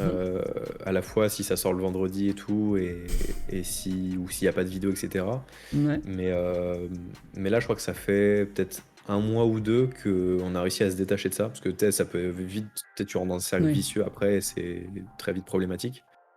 Et là, on arrivait à un stade où en fait, on arrive à, enfin, on s'est détaché de ça en fait, on se détache vachement du truc. Et pareil sur la course aux vues, en mode putain, elle a été moins vue cette vidéo, peut-être que ça plaît plus, peut-être que ça marche Mhm. plus ce qu'on fait, machin truc. On se détache un peu de ça, et moi je me rassure toujours avec ça, et je me suis toujours rassuré avec ce même truc, c'est que tant qu'au fond de moi-même, je me suis pas menti, je sais que, tu vois, je sais que moi j'ai fait ma nuit blanche le mercredi soir pour être à l'heure le jeudi, et que ça a pas été à l'heure parce que, je sais pas, le render sur Premiere a pris plus de temps, Ouais, l'upload sur YouTube a pris plus de temps. Tant que je me suis pas menti à moi-même et que je sais que j'ai donné le meilleur de moi-même pour que ça sorte, et bah si ça sort vendredi, bah tant pis, tu vois, c'est pas grave. Moi je sais que j'aurais pas de remords et j'aurais pas de. En fait, ouais, j'aurais pas de remords envers moi-même en mode bah t'as merdé parce que je sais que j'aurais donné le maximum, tu vois. ouais, ok. Comme quand tu fais un effort physique, tu vois, si t'es dernier, bah c'est juste que les autres étaient plus forts. Tant que toi tu sais que t'as tout donné, bah tant mieux, tu vois. Ok. Et, euh, et du coup, sur les vidéos, on a encore un petit peu du mal à ne pas sortir de vidéo parce qu'il y a toujours cette question de ce mystérieux algorithme, à quel point il est Ouais, gentil ou pas avec toi, si tu le respectes ou pas. Donc, bah, par exemple, tu vois, il y a de ça 2 semaines, là, on n'avait pas de vidéo de prête, et plutôt que de ouais, rien sortir, on a fait une petite vidéo teaser de 2 minutes pour annoncer les trucs de Dubaï. Et on s'était dit que c'était peut-être le meilleur compromis. Comme ça, il y avait une vidéo pour l'algorithme, mais en même temps, les gens qui nous suivent vraiment, qui vont regarder cette vidéo, parce qu'on sait que c'est une vidéo qui va être vue ouais, uniquement par c'est ça. vraiment ceux qui sont déter, et bah, ils ont des petites avant-premières sur ce qui va se passer. Ok. Donc on se prend un petit peu moins la tête, même s'il y a toujours ce stress de bah si les vidéos marchent plus et tout, bah t'as plus de travail, plus d'argent, et que c'est compliqué quoi. Et Mais c'est moins vénère qu'avant en tout cas. les analytics YouTube, des fois, enfin, surtout au début, ça faut pas un peu la pression de se dire tiens, j'ai fait que tant d'impressions, alors que le mois dernier, j'en ai fait beaucoup plus. Sur la dernière vidéo, il y en avait 8000 et là, que 400. Les vues, elles ont baissé, plus de dislikes que de likes. Ça fait pas une pression tout ça? Et surtout, Si ça peut foutre une pression, mais après je sais pas pourquoi, moi j'ai jamais, jamais regardé les analytics parce que ça me fatigue, tu vois. Et mais je sais que, enfin je sais pas si tu connais tu sais, Charles ouais, Poujade, ouais, qui a sa chaîne et tout. ouais, bien sûr. Je sais que lui, c'est un malade mental des analytics où chaque vidéo, il regarde tous les analytics pour vraiment tu sais, voir les tendances, qu'est-ce qui marche, qu'est-ce qui a pas Ouais, marché, comment améliorer la vidéo. Enfin, je sais que là-dessus, lui, il est ultra rigoureux, ultra sérieux. Moi, honnêtement, depuis 2 ou 3 ans, je crois que j'ai pas ouvert une seule fois les analytics YouTube. ok. Et parce que je sais pas, en fait, j'ai pas envie de faire j'ai pas envie de tomber dans le système de. Vu qu'il y a que les vidéos grues qui marchent, on va faire que des vidéos grues sur la chaîne. Moi, je veux Ouais, continuer à faire les vidéos qui nous font kiffer. Tu vois, avec Paul, on sait que les vidéos moto plaisent moins en termes de vues aux gens. Mhm. Mais vu que lui, ça le fait kiffer, bah let's go, tu vois, et il y a Ouais. aucun problème avec ça. Et du coup, non, on essaye de rester là-dedans pour pas tomber justement dans ces engrenages et tout. Mais après, oui, c'est sûr que ça fait toujours flipper quand les vues chutent et tout. Mais on sait qu'aujourd'hui, il y a une logique différente. Tu vois, il y a de ça 2 ans, par exemple, nos vues, sur les premières 24 heures, 80% des vues étaient faites. Et je sais que quand on sortait la vidéo le jeudi à 18 h, souvent le Mhm. lendemain à 10 h du mat, on était à 100 000 vues. Alors qu'aujourd'hui, les 100 000 vues, on les a au bout de 48 heures, voire un peu plus. Et au début, ça fait flipper. Tu te dis, putain, à l'époque, le lendemain matin, j'étais à 100 000 vues. Là, je suis que à 35-40 000. Ça y est, ça marche plus. Les gens veulent plus me voir et tout. Putain, comment on fait? Alors qu'en fait, non, juste, il y a une logique différente des gens à l'époque qui étaient peut-être ultra déter à 18 h parce que c'était un contenu nouveau qu'ils n'avaient pas l'habitude de voir. Et peut-être que maintenant, vu que ça fait 3 ans, ils ont un peu plus l'habitude et du coup, bah, ils prennent le temps, ils sont plus à la minute près, ils attendent le week-end pour la regarder, etc. Et donc, du coup, les courbes, nous, maintenant, sont très différentes. Vraiment, avant, c'était exponentiel. Maintenant, c'est plus à peu près linéaire, tu vois, ça monte Ouais. doucement. Et donc, je pense qu'il faut pas trop non plus se prendre la tête avec l'algorithme, surtout qu'on ne sait jamais, en fait, comment il te met en avant, quels sont les trucs qui te mettent en avant. Ouais, c'est très compliqué Donc, avec YouTube. ouais, donc quand ça marche pas, moi, je me rassure, je me dis, ouais, c'est l'algorithme qui nous a baisé, et que ça, c'est la faute à personne, et très bien, tu vois. Et bah, du coup, t'en parlais, comment t'as rencontré Charles et Mélanie, du coup? Comment s'est faite la rencontre? Euh, Alors Charles, moi je le connais depuis très longtemps, vu qu'il faisait du parcours et qu'on n'était pas très nombreux à en faire à haut niveau, Ouais. bah tu sais rapidement Ouais, bien sûr. quand c'est un petit milieu, tout le monde se connaît quoi.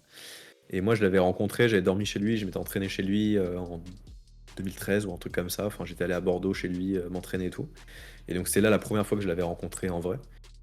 Et après tout simplement il a déménagé sur Paris avec Mel. Mhm. Mel que j'avais rencontré à Ninja Warrior saison 4, parce que du coup c'était sa meuf et que Charles faisait Ouais. Ninja Warrior.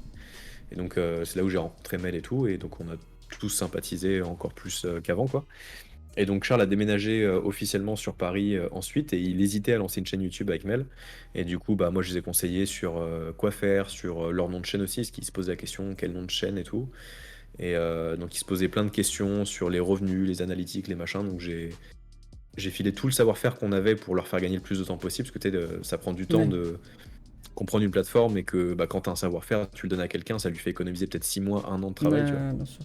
Et, euh, et du coup, ils se sont lancés, et puis on a fait des vidéos avec eux pour essayer de les pousser, les booster un peu, et puis maintenant ça marche très bien, donc c'est vraiment trop cool, quoi.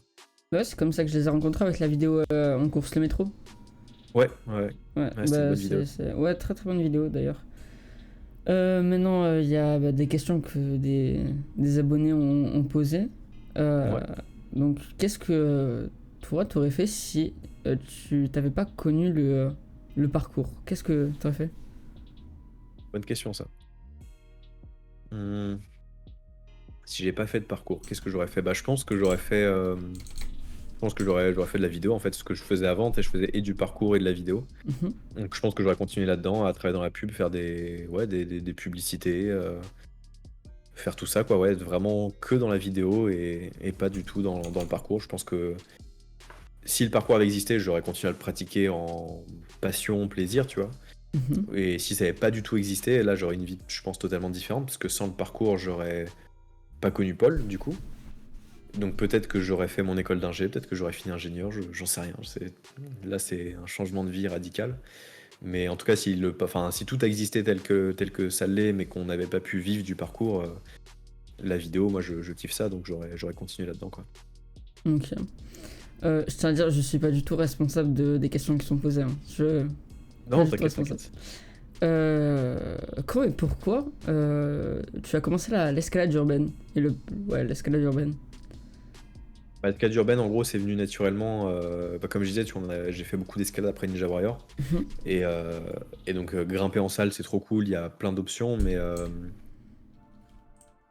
c'est vrai qu'il y a un vrai truc, quand tu fais de l'escalade, t'as envie de grimper en extérieur, donc du coup faire de la falaise, tu vois, le vrai Ouais, rocher, enfin c'est la vraie discipline de base. Le problème qu'à Paris, on n'a pas de montagne, donc c'est ouais, non, compliqué. ça va être compliqué. Ouais. Et du coup, il y avait ce côté de grimper un peu sur des fissures, des trucs. Et moi, ce que j'ai kiffé, c'est ce qui m'a vraiment fait kiffer dans la grimpe urbaine, c'est le côté jeu qui est avec le parcours, de détourner un truc qui est pas fait pour. Donc moi, c'est vraiment ça le moteur de la grimpe urbaine, c'est tu te balades et ah putain, là, il y a une petite fissure, peut-être en m'agrippant là, en montant, je peux créer une voie. Mhm. Et du coup, bah, tu sais, c'est un peu mythique, les voies d'escalade. Tu sais, c'est des vieux grimpeurs d'il y a 40 ans qui étaient les premiers à avoir grimpé une fissure en extérieur, avoir donné un nom particulier à cette voie. Et en grimpe urbaine, vu que personne le fait, bah, c'est un terrain vierge à défricher en fait. Donc du coup, nous, les grimpes urbaines qu'on fait, on leur donne un petit nom et on espère que peut-être dans 10 ans, des gens iront grimper sur ce spot en disant ah ouais, je vais aller grimper sur le spot qui s'appelle machin truc et c'est moi qui aurais donné ce nom-là et ce serait trop génial, tu vois. Ok, ok. Et là, pareil, une question des abonnés. Qu'est-ce que tu penses de la crypto-monnaie actuellement? Qu'est-ce que je pense de la crypto-monnaie? Très bonne question. Je n'ai pas du tout investi dans aucune crypto-monnaie. J'ai juste vu que le Bitcoin a refait des records, en termes de la valeur que ça a. Et non, enfin, j'ai rien investi là-dedans et c'est peut-être Mhm. l'avenir, j'en sais rien. J'ai pas d'avis, je t'avoue que je suis pas calé plus que ça en crypto-monnaie. Ok. Bah, moi, les gars, j'ai fini mes questions. Donc, si vous en avez, je vois que vous êtes 7 ou 8 là dans le chat. N'hésitez pas à bombarder vos questions maintenant, du coup, si vous en avez. Sinon, bah, moi, déjà, je te remercie énormément, Clément, d'avoir pris autant de temps Pas de pour souci, répondre et pouvoir discuter avec moi. C'était super intéressant. Et clairement. j'espère que tu te seras pas trop ennuyé, que c'était pas trop chiant. Non, non, c'était cool. C'était cool. Bah, il y a plusieurs questions auxquelles j'avais. Putain, j'ai déjà plus d'eau. J'ai bu 1,5 litre en l'espace d'une heure, dis-toi.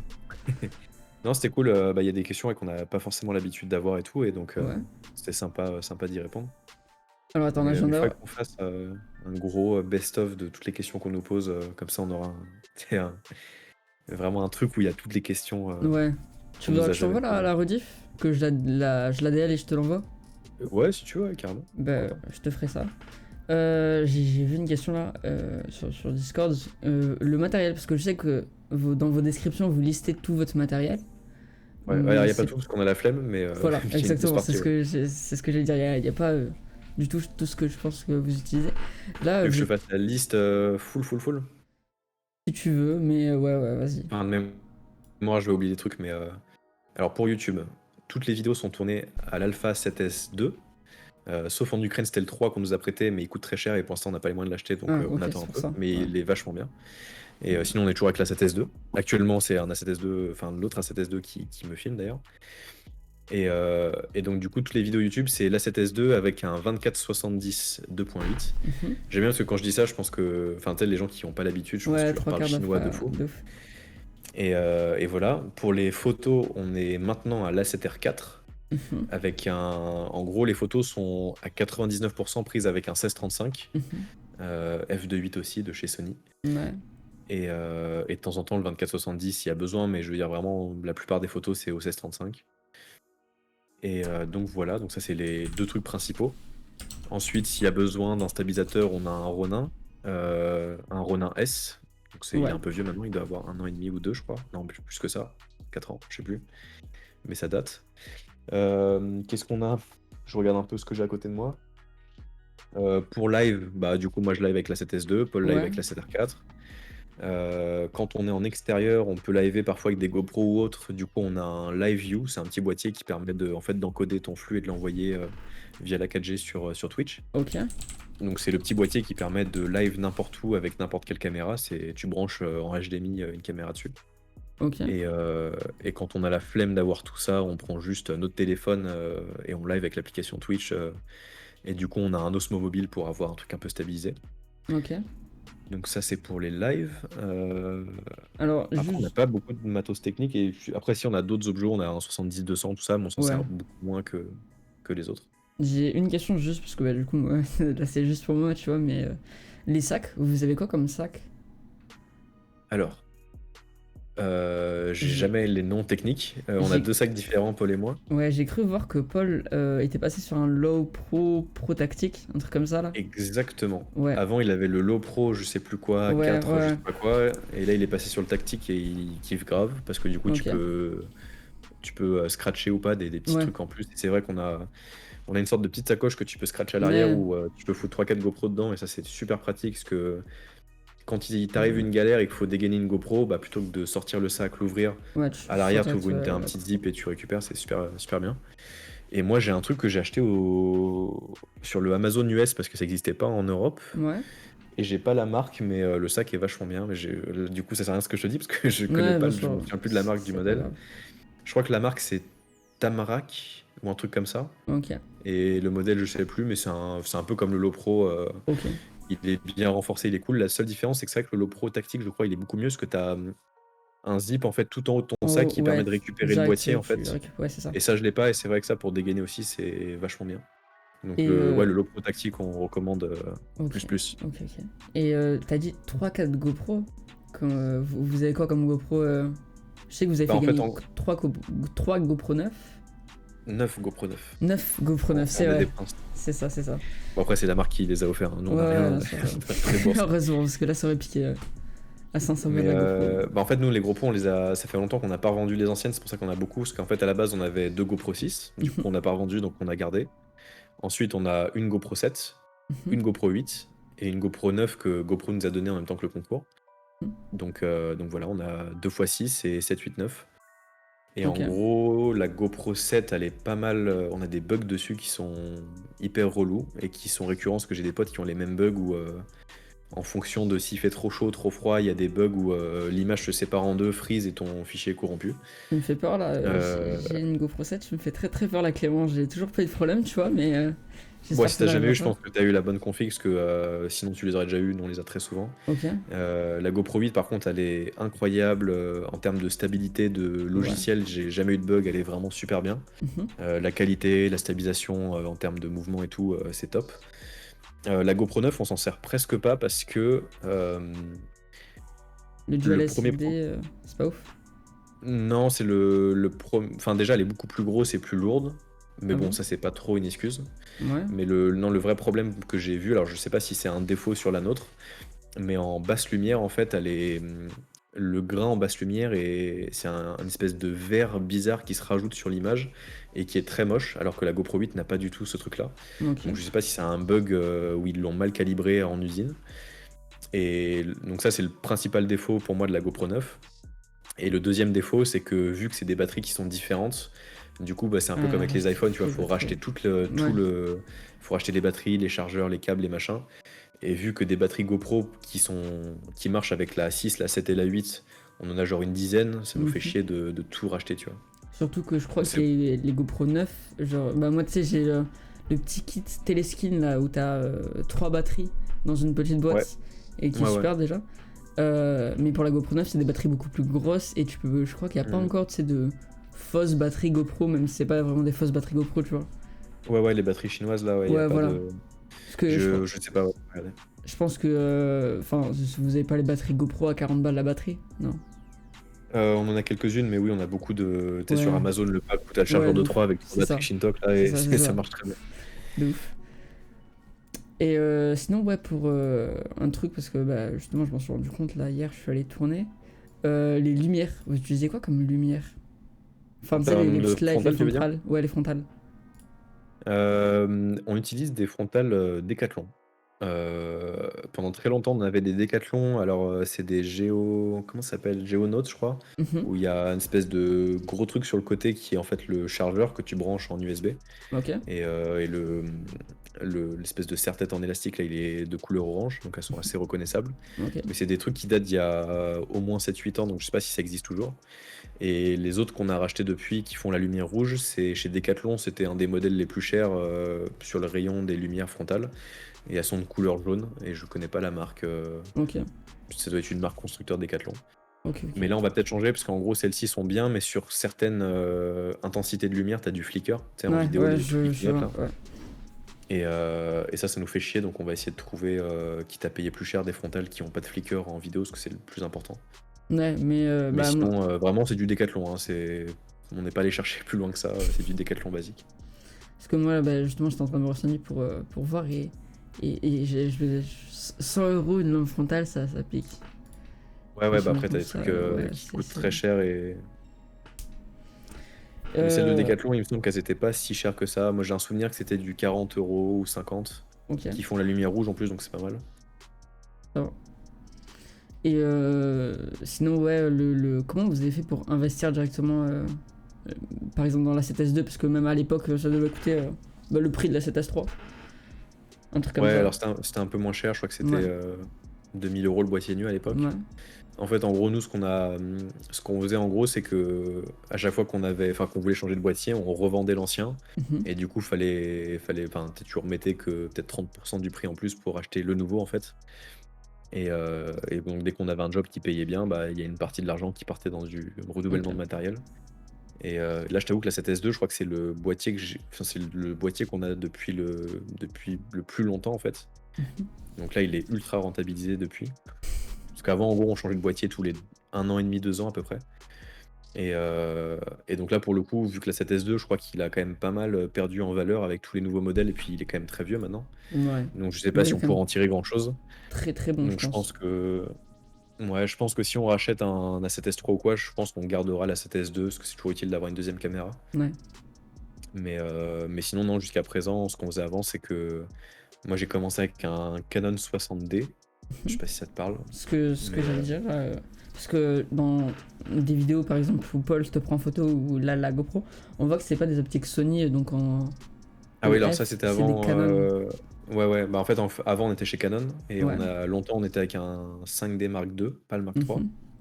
Et en fait, en gros, le père de Paul est photographe, et il avait un 5D Mark II dont il servait pas parce qu'il était en panne, du coup on l'a réparé, donc ça nous a pas coûté trop cher. Ouais. Et donc on faisait toutes nos vidéos à l'époque, genre It's the Road Paris, tu vois, c'était avec ce 5D là. Ok.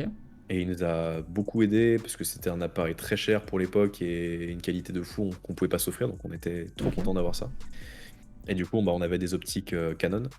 Et donc, quand on est passé chez Sony avec la 7S2, on n'avait pas les moyens d'acheter Les et le objets. boîtier et les objets, parce que les objets coûtent très très cher chez Ouais, Sony. Et du coup, on a acheté un Metabones qui coûte 300, 400 ou 500 balles, je ouais, sais plus, c'est ça. qui permet de faire de faire le lien entre les deux. Mais tu perds quand même beaucoup de. Enfin, il y a beaucoup de choses que t'as pas, les autofocus sont moins réactifs, etc. Enfin, t'as plein de trucs qui marchent pas. Vous tournez en Mais autofocus ou en full manuel? non, bah du coup, nous on tournait en full manuel vu que les autofocus marchaient mal. Et maintenant, enfin, moi j'ai le réflexe de.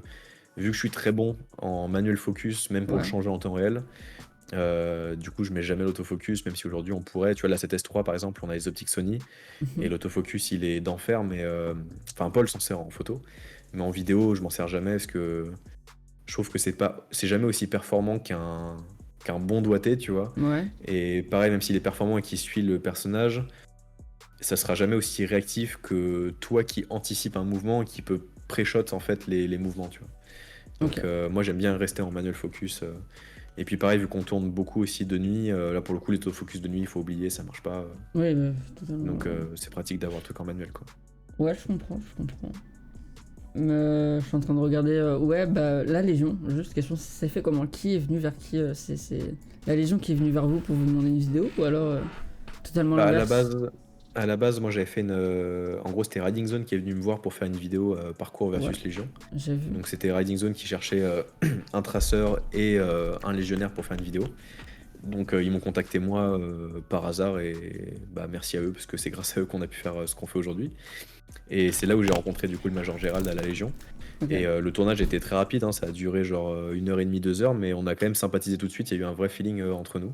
Ok. Et du coup on avait gardé contact avec le Major. Et puis du coup quand on a. Parce que ça c'était avant qu'on lance les vidéos YouTube. Mhm.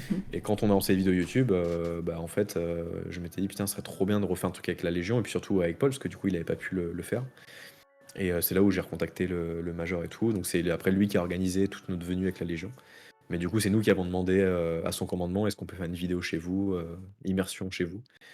Et tout le commandement a tellement kiffé les 3 vidéos qu'on a faites à la Légion étrangère que maintenant, en gros, on a le tapis rouge à chaque fois qu'on veut venir. Et du coup, c'est agréable, ils sont trop cool, parce qu'ils savent qu'on fait du bon travail, qu'on dénigre pas qui que ce soit, Ouais. et qu'on est là pour le défi sportif avant tout, et du coup, ils sont contents, quoi. Ok. Dernière question de toutes. Ouais. Bah, c'est quand tu reviens à Toulouse pour qu'on fasse un live ou une vidéo IRL ensemble? Bah ouais, il faudrait que je repasse, notamment pour passer à Urban Camp, Ouais, là, bah, dans la salle. je t'avais vu Urban Corp, moi justement. Ouais. Mais là, ouais, c'est avec le Covid et tout. Ouais, c'est Je compliqué. crois qu'en plus, la salle allait fermer. Enfin, Loïc m'avait l'air de me dire que c'était vraiment la merde, là. Et du coup, Euh, Comment ça, elle rouvrira pas même après le Covid? Non, non, ça je sais pas, mais je sais que nous, genre par exemple, Blast à Paris, la salle officiellement est fermée, Ouais, mais pour les habitués, bon, s'il y a quelqu'un dans la salle, ils peuvent rentrer, tu vois, en scred, ouais, tranquille, ok. on peut faire rentrer des gens, tu vois. Et je crois que Loïc, je crois qu'il a même pas ça, je crois que c'est vraiment fermé. Ouais, je crois que c'est fermé, fermé, hein. Et, euh, et voilà, et du coup, ouais, non, bah, je pense dès qu'il fera un peu plus chaud et beau, histoire de pouvoir aussi aller un peu en extérieur. Mais en tout cas, c'est prévu, notamment, bah, j'espère que là, si durant le printemps-été, il y a tout qui se déconfine dans tous les pays, Mhm. j'espère que potentiellement le chase tag soit renouvelé, et donc du coup, il faudra bien concentrer notre chase tag. Donc ce sera l'occasion de descendre aussi à Toulouse pour s'entraîner à Urban Corp avec tout le monde pour préparer, quoi. Ok, bah dis-moi quand tu vas à Toulouse ou... De toute façon, moi, dès que je descends quelque part, je mets des stories Insta et tout. Ouais, bah ouais, ouais. Bah, J'annonce le plus possible. je te redemmerai pour voir si c'est possible de faire un truc ensemble. En tout cas, Ouais, moi je te carrément. remercie bah, vraiment d'avoir été ultra honnête pendant Pas de ce live souci. et d'être resté presque 2 heures avec moi en live, Eh de ouais. m'avoir supporté pendant ces 2 heures. Non, bah écoute, c'était cool. J'espère que tu t'es pas trop ennuyé, voilà. Non, non, c'est vraiment cool.